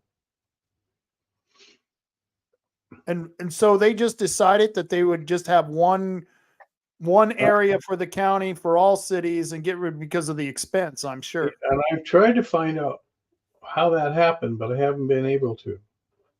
The same way that every city had their own library, right? Until we had the library district, and then the cities don't have to pay for that. The library district does. Well, you'll be happy to know that in the men's, from what I understand, in all the bathrooms, and that would include men's, in the Coos Bay Library, you can now get tampons. So I'm going to go get my fair share. So I wonder how many tampons it would take to make up for the $113 I just paid for taxes. Well, in the military, they issue them for wound control, but I don't know about anything else. You know that's true. They're great for bloody noses. Yeah, gunshot wounds especially, yes. Yeah, we that's something, we learned in medics. Yeah, just grab a tampon, or you got a kid with a bloody nose, shove a tampon up there. You'll be fine. So other than that, though, this leads me to my next question, because the big thing that's going to be happening, and we just got, I forget how many million, I think it was like $24 million for the cargo container project that Melissa Cribbins, is in charge of. $25 million. Right. And they were having the ceremony, the shovels. I don't remember seeing you. Were you at the ceremony? Didn't get an invite. Damn, that's strange, because your county, the county district, has its own urban renewal agency. I would imagine at some point, don't you think they're going to come to you guys and ask you to increase that? Well, you've already got the debt limit on it, but to take money from urban renewal for whatever project they need, like with the LNG, it was the roads. They wanted to improve the road out there. Mm-hmm.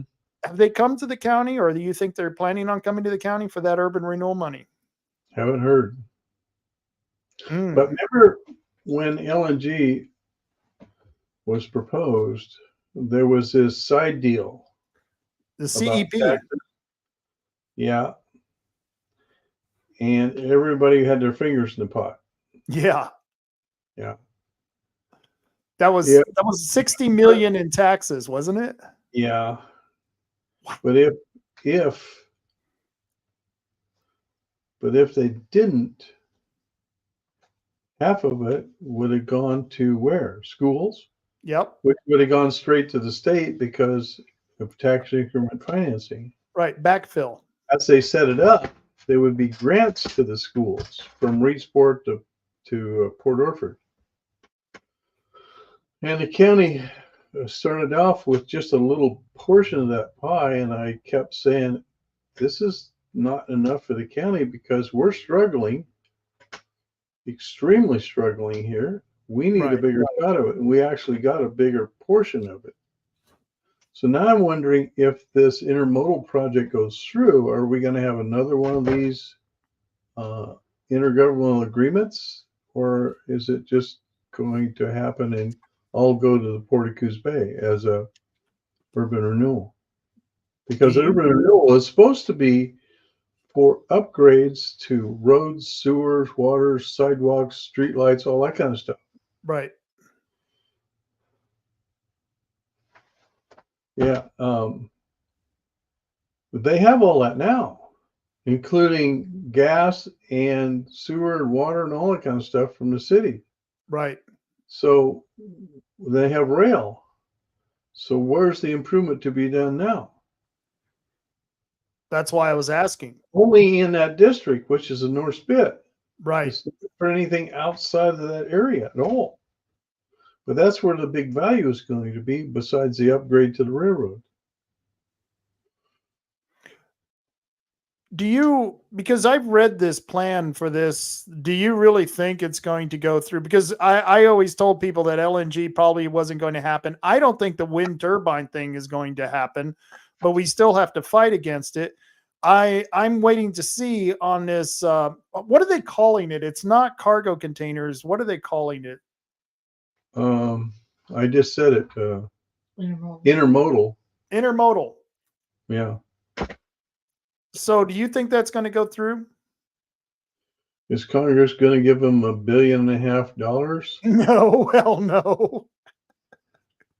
Yeah, that's the question. Yeah, that's the question.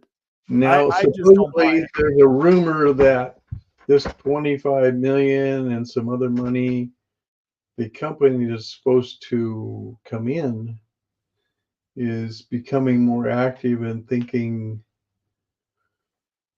they can get other grants and that sort of stuff and maybe make it happen. But I'm at the 150,000 foot level. I don't know what's actually happening on the ground because they don't talk to us about that. That's too bad. That's really too Now, bad. you're talking about wind, and I've told you, and part of your listeners may not know about those offshore wind. It's been postponed, quote unquote. Yeah. But the downsides is this feed-in tariff, like feed the cows. In Virginia and Rhode Island have feed-in tariff. They both have offshore wind. Okay. Yeah. Feed-in tariff is really unique because they couldn't get investors. They invented this thing called feed-in tariff. And it's already been talked about, I've verified, at least twice in the Oregon legislature. At least twice. Okay? Simply put, and it's very complicated, but simply put, if something goes wrong with a project, we have a big windstorm and it all goes toes up, Yeah. comes offshore, you and I, the ratepayers, are on the hook for making the investors whole. What in the, you know what? Huh? I wish It's just unbelievable. So, tongue in cheek, we should all invest in the wind because you can't lose? you can't lose. You can't The lose. guaranteed can't lose project. How does that work? Well, it doesn't. This is all set. This is like the carbon credits for Elliott Forest. It really is nothing more than BS. Well, it's money in pockets that don't deserve it in the first place. That's what it's all about. It's the money. Follow the money, always. Follow the money. Follow Well, the money. Bob, I've kept you on here for 2 hours. It's okay. And I We can go appreciate. for a long time. Is there anything that you, because I gave Drew a chance and I want you to have this chance as well. Is there anything you want to tell the listeners, any subjects that we missed, anything that you want to tell people before you move on? Well, on the wind, there's also BOEM. I'm one of 3 commissioners that represent Oregon on the coast for BOEM. Yeah. They don't want to listen to us. And number 2 is now BOEM is allowing the wind companies to have each windmill be its own LLC, which means if it goes haywire, they just shed themselves of it, and we all have to clean it up. That's ridiculous. That's absolutely ridiculous. Hey, I do want to remind people, you are going to be a speaker at the Trump train in Coos Bay this Saturday, huh? Yep, and we did the one down to Brookings too. And that was a blast. That was fun. But more importantly than me, vote for Donald Trump because this country is going down the drain pipe, put it nicely. Yeah. It's got to be turned around by somebody like Donald Trump. Otherwise, we're in trouble. We are really in trouble. We are seriously in trouble. I'll give you some good news. Carol Cheney just said, I found Maine's mailer that says vote for Donald Trump. Yep. So she got one. It is so important. We can't let Harris or Buttigieg or whoever the heck squirrel is out there running this country, because they're not running Biden. They're not running the country anyway. There's some evil people, in my opinion, running this country that should not be anywhere associated with running our country. No. It's horrible. No, Just these horrible. are Marxist. These are literal. They like to claim they're progressives, but really progressivism is socialism, which really leads to communism or Marxism. But Yep. it's a bad idea. And I love when people try to say at the meeting, "Oh no, Rob, there are no Marxists in the Senate or the House, and there's 6 of them. There's 6 identified socialists, and I don't care what anyone says. Even Marx said socialism is the precursor to communism, Yep. and that's where we're going. We cannot let this happen. No. It is imperative that we get this country turned around. And then afterwards, after 4 years of Trump, then we get Vance or DeSantis or somebody else. I mean, we've got to have this track where we have some down-to-earth, practical people who want this country to succeed, and quit giving all our money away to overseas and none to like North Carolina and all these folks that got so badly beat up by the hurricane. Just one small example, but giving away trillions of dollars is just craziness. Well, especially when you're 35 trillion in debt. Undocumented people into the country. What's really funny is I was talking to one of my Hispanic friends, and they said the people coming in, they're all about family and church, and that's not what the other side is going after. So they're making a huge mistake, thank goodness. It's going to bite them, I hope. Living in New Mexico, one of the largest group of people that was mad against illegal immigration was usually the homegrown Hispanic population in New Mexico. They were really opposed. Who is it? Cesar Chavez. Cesar Chavez was huge in Albuquerque, and because I think that was one of his home bases. That's where he lived in New Mexico, and he was totally opposed to illegal immigration. Mm-hmm.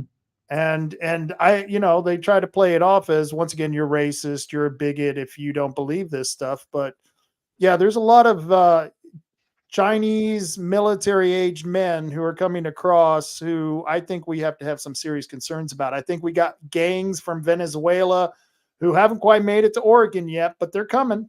It's happening. Yeah, they're in Colorado. Yeah. And Texas too. And Texas too. Yeah. So anyway, we got to vote for Donald Trump no matter what. Well, we got to vote for you, Bob, and I will be voting for you this time around because I think your opponent is someone who is going to be detrimental to the county. I think his concerns are in the wrong place, and I think he's confused on what he wants to do with his position if he got it. Yeah, and we also need to groom some upcoming good people to run for office. I talked to one. He's going to retire from the Coos Bay Fire Department, Jason Wilson. He is very conservative, and he is very sharp, and he will be retired and have lots of time and can devote. Just one example. There's others out there that need to take over because I'm not going to be here forever. I mean, there's a joke in my family. My wife's promoting. There's an obituary in the World newspaper. 103-year-old Bob Main was found in his wheelchair in the courthouse. No. No. So we have to have some younger folks, not the squirrels like my opponent, but some good, solid people to step up and run, because your whole life is going to be on display. Yeah. And you have to have nothing in your background that's going to be ugly at all, period. Oh, that reminds me, before I get you out of here, Yeah. Drew accused you, and I talked to him about this. I said, Drew, what were you doing accusing Bob? And this has always been the rumor that when you were the assessor and then you became the county commissioner, that you had foreclosed on land and then or in property, I should say. You were foreclosed on property. You were buying that property, reselling it as a profit, and making millions off of this. And when I Really? first moved here and I started and you became the commissioner, I heard this. And of course, I'm looking, I'm going to find this then. This guy's corrupt if he's doing this. I heard people saying, oh, he took my grandmother's house. And I would go and investigate. And I was all, your grandmother hadn't paid taxes in 10 years. Nobody took nothing, man. Oh my, yeah. I haven't bought a property since 90, 91, 92. In Oregon. In Oregon, at least. I bought one, several somewhere else, not in this state. But I have sold some. I inherited from my mother. Right. But let me think now. Yeah, it hasn't been since early 90s, somewhere in there. But I was assessor in 2001 through 2008. So now Mr. Farmer was accusing me of malfeasance. In other words, using my position to personal gain, which can be litigated against Mr. Farmer. We're actually thinking about that, just to get other people's attention about accusing people of doing stuff they didn't do. Right. And I don't mind spending a lot of money on attorneys just to make a point. That would be interesting. Like I said, you may have different feelings after November 5th. On November 6th, you may have a little bit different feelings because I think you're going to win, Bob. I just may not. I may win and still go after his lower backside, because he puts stuff out there that's totally lies. Yeah. I don't find, my personal opinion, I don't find him to be very honest at all. Oh yeah, it kills your credibility. Yeah, he puts stuff out there with no credibility whatsoever. And we need people that are good, solid people running for office. I mean, good, with a clear record, like Jason, etc., that can have the best interest for the county or the state government, or whatever, whether it's House of Reps or state senator or whatever. There has to be good, solid people. Yeah. Well, that's one of the reasons I don't run. I've got a criminal record, and boy, I wouldn't want those videos from the 80s to pop up. Yeah. But anyway, I've been talking to a few people that try and get them to run. They're real hesitant about putting their whole life out there. That's it. Yeah. Look what they did to Rod Taylor. Yeah. I mean, you have people coming to the meeting demanding that he be arrested because he was in Washington on January 6th. Yeah. The former mayor of Coos Bay coming to your meeting and demanding he be arrested. Yeah, I know. Well, yeah. It just, what we said when we first started off this program was the one side is accusing the other side of doing something that they're doing. Yep. Yep. Projectionism is what the term is. They're projecting their own faults onto their opponent to disguise their own faults.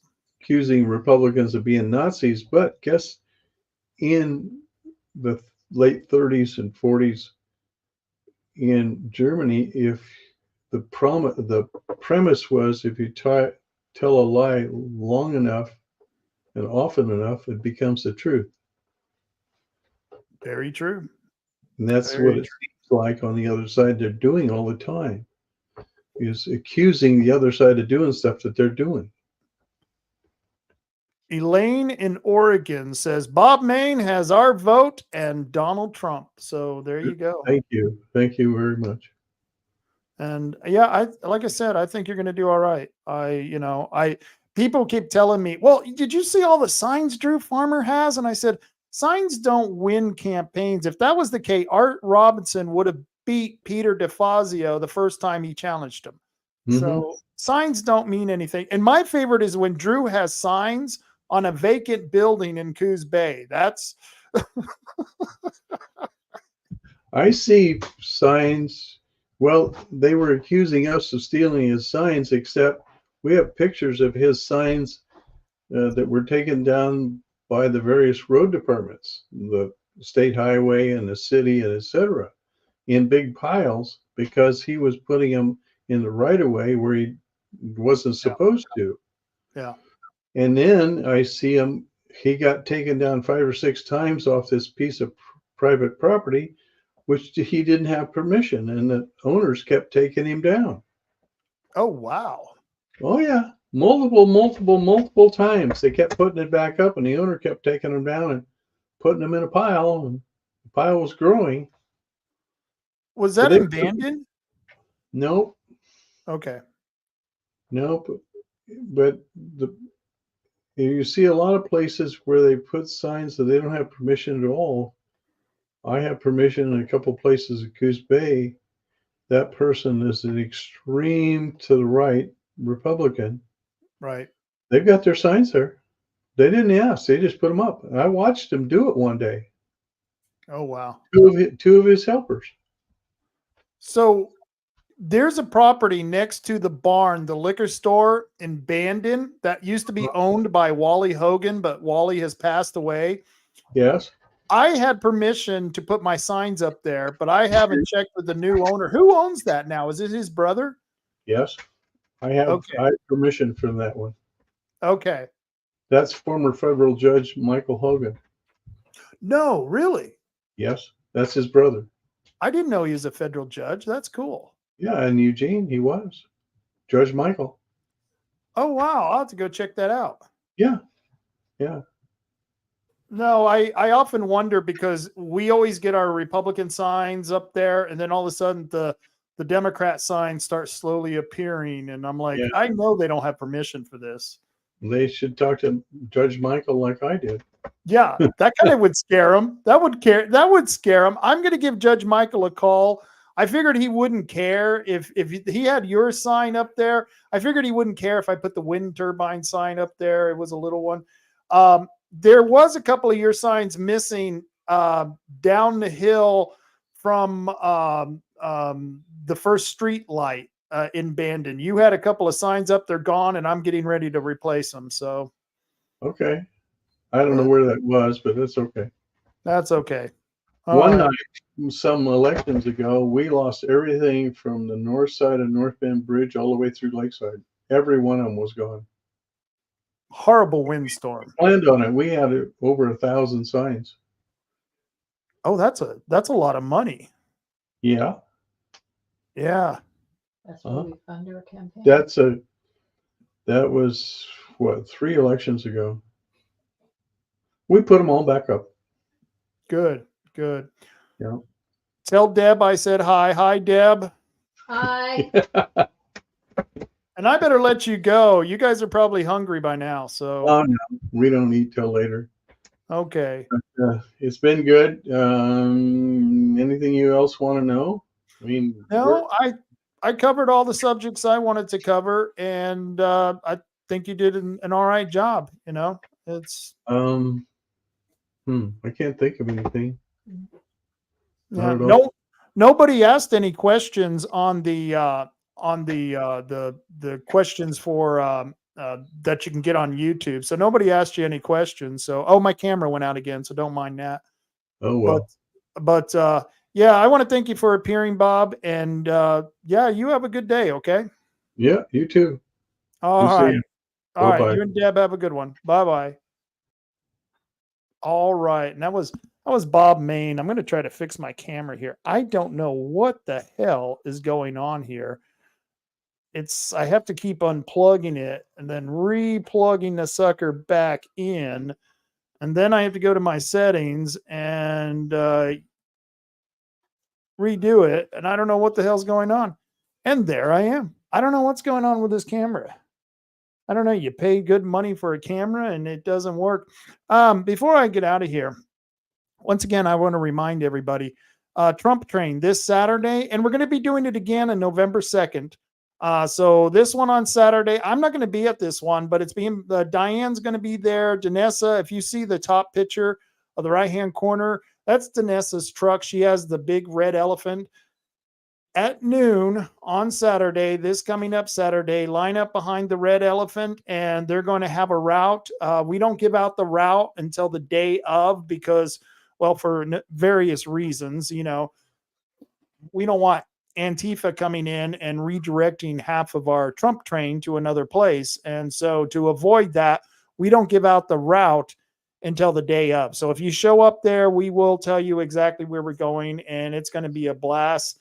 Let's see. Samantha Frost says, is there a sine wave with the train? I don't think there's a sine wave, but there is going to be a meetup after the Trump train. They're meeting up at the Coos Bay Boardwalk and they'll probably have people there with signs and flags. I mean, you know, that's just how we are when we campaign. So we'll probably have those waving anyway, but Bob's going to be speaking.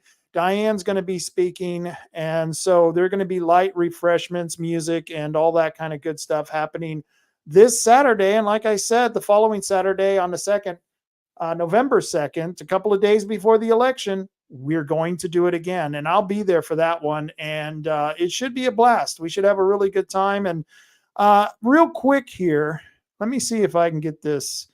Let me see if I can actually share this with you guys. I want to show you who's been giving to Drew Farmer in the last couple of days here. And this is, let me go up a little bit. I had already scrolled down, but this is the Friends of Drew Farmer campaign finance activity. And as you can see, he's paid a lot of advertising for Facebook, the South Coast Shopper. He got a contribution from John Briggs. He got a contribution from Kathleen Packard. That's kind of interesting. Let's see. Let's go down here. Oh, yep. He's must have had some stuff made at Staples. He got a cash contribution of $5,000 from the union, AFS-CME, Council 75 Political Soft. I don't know. I'm not sure what that means. But the AFS-CME is a union, and they gave him a lot of money. Let's see. South Coast Forward. We'll go back to that in a minute. I want to go through this because this isn't very far. But South Coast Forward is another bunch of local leftists who are supporting Drew Farmer. And so we'll go back to that in a second. Let's see. Signs on the cheap. I guess that's where he's been getting his signs. He got $250 from a Dennis Hitchcock, Michael Lehman. Deborah Larson gave him $500. Robert Hamer gave him $250. The Oregon Coast Electrical Pack gave him $1,000. I wonder what they think they're going to get from that. Lucinda DeNova gave him $250. Deborah Graham, Joseph Thompson. Oh, Terry Turry. That's very surprising and very upsetting that she would give $500 to this leftist. I never considered Terry a leftist. I like Terry, but I think she made a mistake of giving Drew Farmer money on this one. I think that was very bad. But, you know, I don't know. I don't know what a relationship, professional relationship with Bob Main was all about. But I do want to go back up here and show you guys this South Coast Ford that gave him $1,000.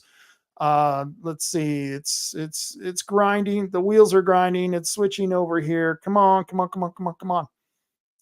Oh, the computer is slow. Come on. Well, that's no good. That's no good. It's taking too long. Okay. Yep. That's just taking too long. But that group that I was just showing you, that group was a leftist group, South Coast Forward. John Sweet is a member. Um, I believe Mayor Benetti is also a member of that. So you got a group of the local leftists who are contributing to Drew Farmer's election. And of course, the Democratic Party. I didn't see them listed here. Let me see if I can catch that. The Democratic Party, because I know they had some in-kind contributions, and I know they had. Come on, let's see if this works. Come on, come on, come on, come on. Huh, that's weird. It didn't show up. That happens a lot of times. The Secretary of State's website, it's when you get closer and closer to the election, their website goes down because everyone's using it at that point. And so if you want to find out more, that's why I do that. So people know that you can go to the Secretary of State's website. You can go to the elections voting. There's a couple of different links that you can click, and it will take you to a place where you can do a search. You just type in the politician's name. You have to know their full name. Drew Farmer came up, but his name is actually Anthony Farmer. Either one, I think, will work. And so, if you're trying to find out more about the people who are running for office, that's one way you can do that. Highly recommend it. Go check it out and find out who's paying for your politicians. That's very important. And of course, the Democrat Party is backing Drew, but then again, he's voting for Buttigieg. I really couldn't believe that when he said that. I mean, that was just. I'm going to take that clip and I'm going to post that everywhere. Are you voting for president? Yeah, that one, I am not happy with how it turned out for the candidates. I am probably going to write in Buttigieg because Buttigieg. We're going to write in Buttigieg. Yes. Yeah. I'll tell you what, that alone, if I would be insulted if I was a Democrat and heard that answer come out of Drew's mouth. You're going to vote for Buttigieg and not Kamala Harris. But of course, the Democrats, they'll support anyone if they think they can get something out of it. And hey, look at there. Conspiratard, Airport Heights Militia checking in. Thank you very much. I'm glad to know you're out there. I feel so much safer to know that there are a lot of guys who are militia type people. I don't want to cast dispersions or put any labels on anyone, but I do know a lot of guys out there who are doing the militia thing. And it's great. I think it's great. And I think more, especially you young men in your 30s and your 40s. Yeah, you're old when you're saying young men in 30s and 40s, yeah.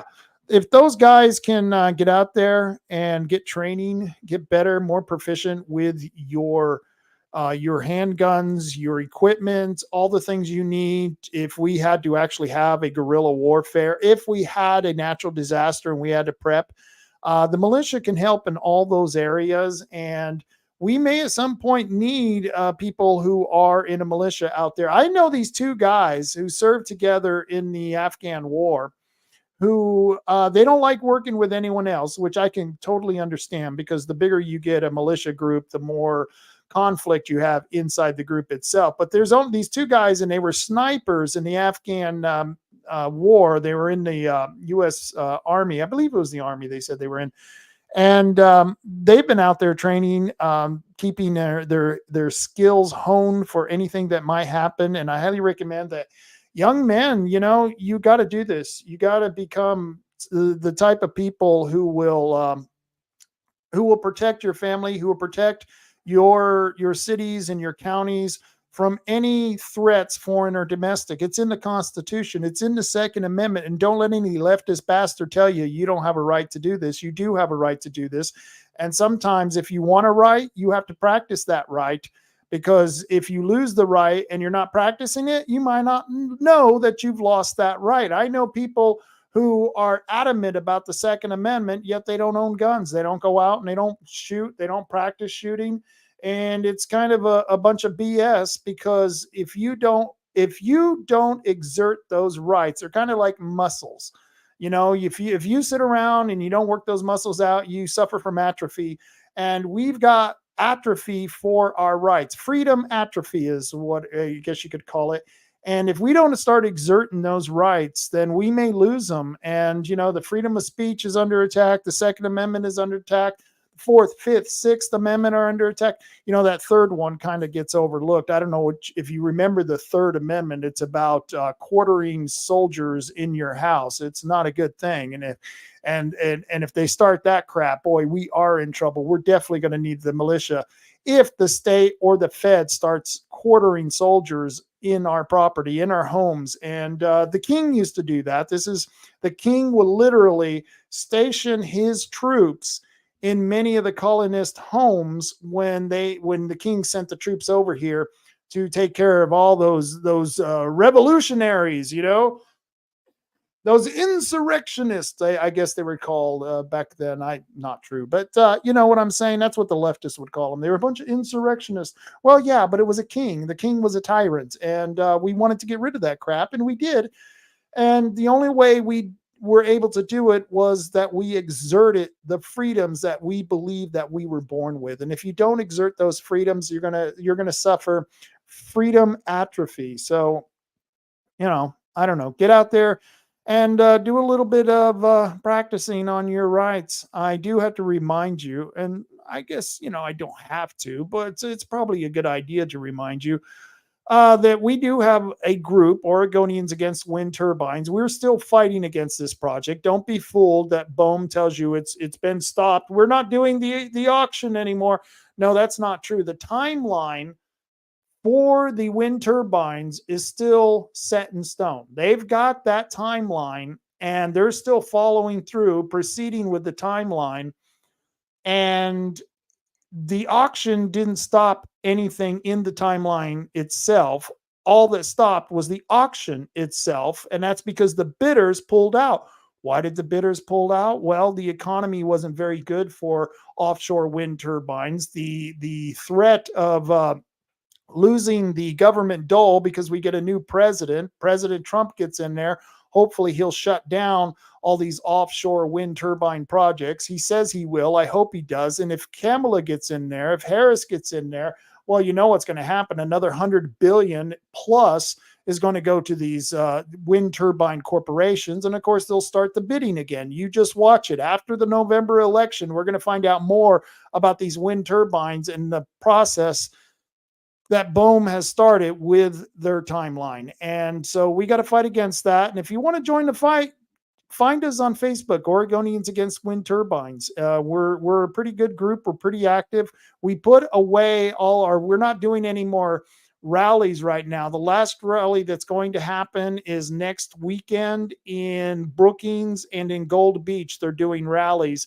But the people here in Coos County, we decided to do the Trump train. And we're also trying to promote Bob Main. And like I said, I've had my differences with Bob Main. I've had my arguments with Bob Main, and that's just life. You can't choose who your political candidates are. That's something that just comes with whoever decides to run. You don't get a choice of that. The people who are running decide whether they're going to run or not. And sometimes you get good candidates, sometimes you get bad candidates. I'm not always happy with Bob Main, but I'm sure as hell not happy with Drew Farmer. Like I said, I think he has problems with Christianity. I think he has problems with patriots. I think he wants to elevate people of the LGBTQ community. He says he's trying to save lives by just recognizing them, but that's not what he's doing. He's actually giving them, or wants to give them, special privilege, such as the flag law. The flag law wasn't about flags. The flag law was about allowing a city to create a policy that put one group over another group or another bunch of groups. And that's the LGBT community over everyone else who, would be happy to have their flags fly as well. But the city of Coos Bay, they put that law in a moratorium, even though the Supreme Court has ruled against it. So now the bad law that allows them to fly a pride flag while simultaneously refusing to fly a Christian flag, is still in place. There's just a moratorium on it. And so it's in legal limbo. And if Drew Farmer is willing to do that, if he's willing to allow a law to stand, because he could have fought against this. I was there at the Coos Bay City Council when they were voting on this. And Drew spoke up and convinced several of the councilors to set this law in a moratorium instead of getting rid of it and going back to the old flag policy. It was despicable. It was disgusting what he did. And now we've got a bad law in Coos Bay that is prejudicial, which is puts one group over another group. It still stands. It's just in a moratorium. Why would you want someone like that who keeps a bad law? And I know it's a bad law because the Supreme Court already ruled on this law, and 9 of the Supreme Court justices, and by the way, in case you don't know your history, 9 is all of the Supreme Court justices, all 9 of them, including the leftist Supreme Court justices, voted against the city of Boston when they had a similar flag law that the city of Coos Bay tried to enact. And of course, a bunch of us patriots went down there and we kicked butt. We showed them who was boss. But instead of doing the right thing and going back to the old rule, they've left the bad law in limbo. And so we're a little ticked off about that. But we will continue. And going back to the wind project, this is what we're fighting about now because, there's nothing we can do any more that we can do again for the flag policy. And, I'm going to have to go and review the ballots. I just got my ballot and see who's running in Coos Bay and see if there's any real conservatives or people who are constitutionally inherent who are running for the city council. And then I will let you know who those people are. And hopefully we can get them to change that law back. But until then, we have to go on with other issues. There's always other issues on the table. And right now, the big one is the Oregonians against wind turbines. This wind turbine thing is bad. So you have to get out to the ballot box, and which is ridiculous because we really don't have a ballot box. Well, we have a ballot box, but they're placed all over the county. When I say that, I always think back when we used to have one-day voting, and we would go to the polls. We'd stand in line early in the morning, and then we would go in and close the curtain at the voting booth, and we would make our decision. And that's what I always think about when I talk about the ballot box, because then, after we vote, we take the copy of it and put it in the ballot box. Now, you just mail the stuff in. You don't even have to go to the ballot box. But if you are voting, please vote yes to stop the wind turbines here in Coos County. That's measure 6219. Vote yes. And of course, measure 8116. Vote yes. That's in Curry County to help stop the wind turbines. It's one of the things that you can do to help stop this. And just in case you forgot, I've got to remind you. I don't have to, but I feel like I should. I got to remind you, we have a Trump train happening Saturday, October 26th. Trump train. It's happening Saturday. Meet on Front Street right there near Sauce Brothers, just off of Highway 101 at noon. And once again, it should be a fun time. I hope you guys have a good time. I'm going to be doing something else that's just as important for me, but I think this is good that people are carrying on with the Trump train, and we'll do it again on November 2nd. I will send out the notice for that as soon as possible. And, we've got a lot of things going on. I'm going to, on the Friday show, I'm going to do a ballot review. I'm not going to do the Friday night rant. It's going to be a special edition of Rob Taylor Report. We're going to do the ballot review, and I will tell you who I'm voting for. That's on my ballot. I will also give you recommendations for other districts, such as the city of Coos Bay, the city of Bandon. I'm going to try to find out more about the judges, because normally I don't know a damn thing about the judges, and that's by design. So most of the time I vote for none of the above when it comes to the judges, because most of the time there's only one person running in that category. So if there are 2 people, I want to know about it, and I want to find out the best choice for judge or whatever position we are discussing at the time. So watch it on Friday, 8 o'clock, happens at a regular time. And Then we're going to be doing, it's going to be much closer to the election. So I think on election night, I'm going to do a special show, and I'm going to have on a whole bunch of different people that have been on in the past, maybe people who haven't ever been on the Rob Taylor Report. We're going to have them on here, and we're going to talk about what's going on in election night, especially people from different areas and different counties. I got a friend up in Columbia County I want to get on. I got a friend in Jackson County I want to talk to. So we're going to find out what's happening around the state on election night. Maybe we'll get to check out some of those election parties. So it should be a lot of fun. I hope you tune in. Once again, that's Friday at 8 o'clock or next Monday at 3 o'clock. And until then, folks, I only got one thing to say. Carry on, Coos County. Carry on. Oh, wait. No, I can't. I want to take that back. I've got more to say. I forgot. I got to pay some bills here. Before I go, I want to tell you about my fantastic sponsors. Yeah, before I get out of here, what the hell was I thinking? Of course, I want to tell you about my fantastic sponsors, 3H Tree Service. They've been with me a long time, 541-294-1800. Once again, that's 541-294-1800. And you can call up Matt Holman, who is part of the 3H Tree Service. The Holman guys do a hell of a job of taking down those trees. I still haven't got a chance to talk to him. I asked him to be on the show today, but he's probably very busy cutting down those trees. But I was in one of his commercials. They talk about micro logging, and I'm still not sure. Are they talking about logging out bonsai trees, or is it a smaller area? I'm confused. I need to have that clarity. And Matt's the guy to do it. And he's also the guy to help you out if you need to take out some of those problem trees. You got trees that are infested with bugs. They got diseases. They're a liability. They can catch on fire. All of that. If it's happening, you got trees like that, 3H Tree Service, they can take care of all your needs. And of course, Tom and Gigs, I don't know what happened to Tim from Tom and Gigs. He was supposed to be on as well, but he didn't make a show, and that's okay. He's probably busy as well. You can go see him at 135 South Shoneman Street. 135 South Shoneman Street, right behind the car wash in the Empire neighborhood. And if you got any of automotive needs, you need a new muffler, you need a tonneau cover, you need a light bar, you need to get your alignment taken care of, they can take care of it at Tom and Gigs. They got all that stuff, and they got remote control cars that are pretty cool.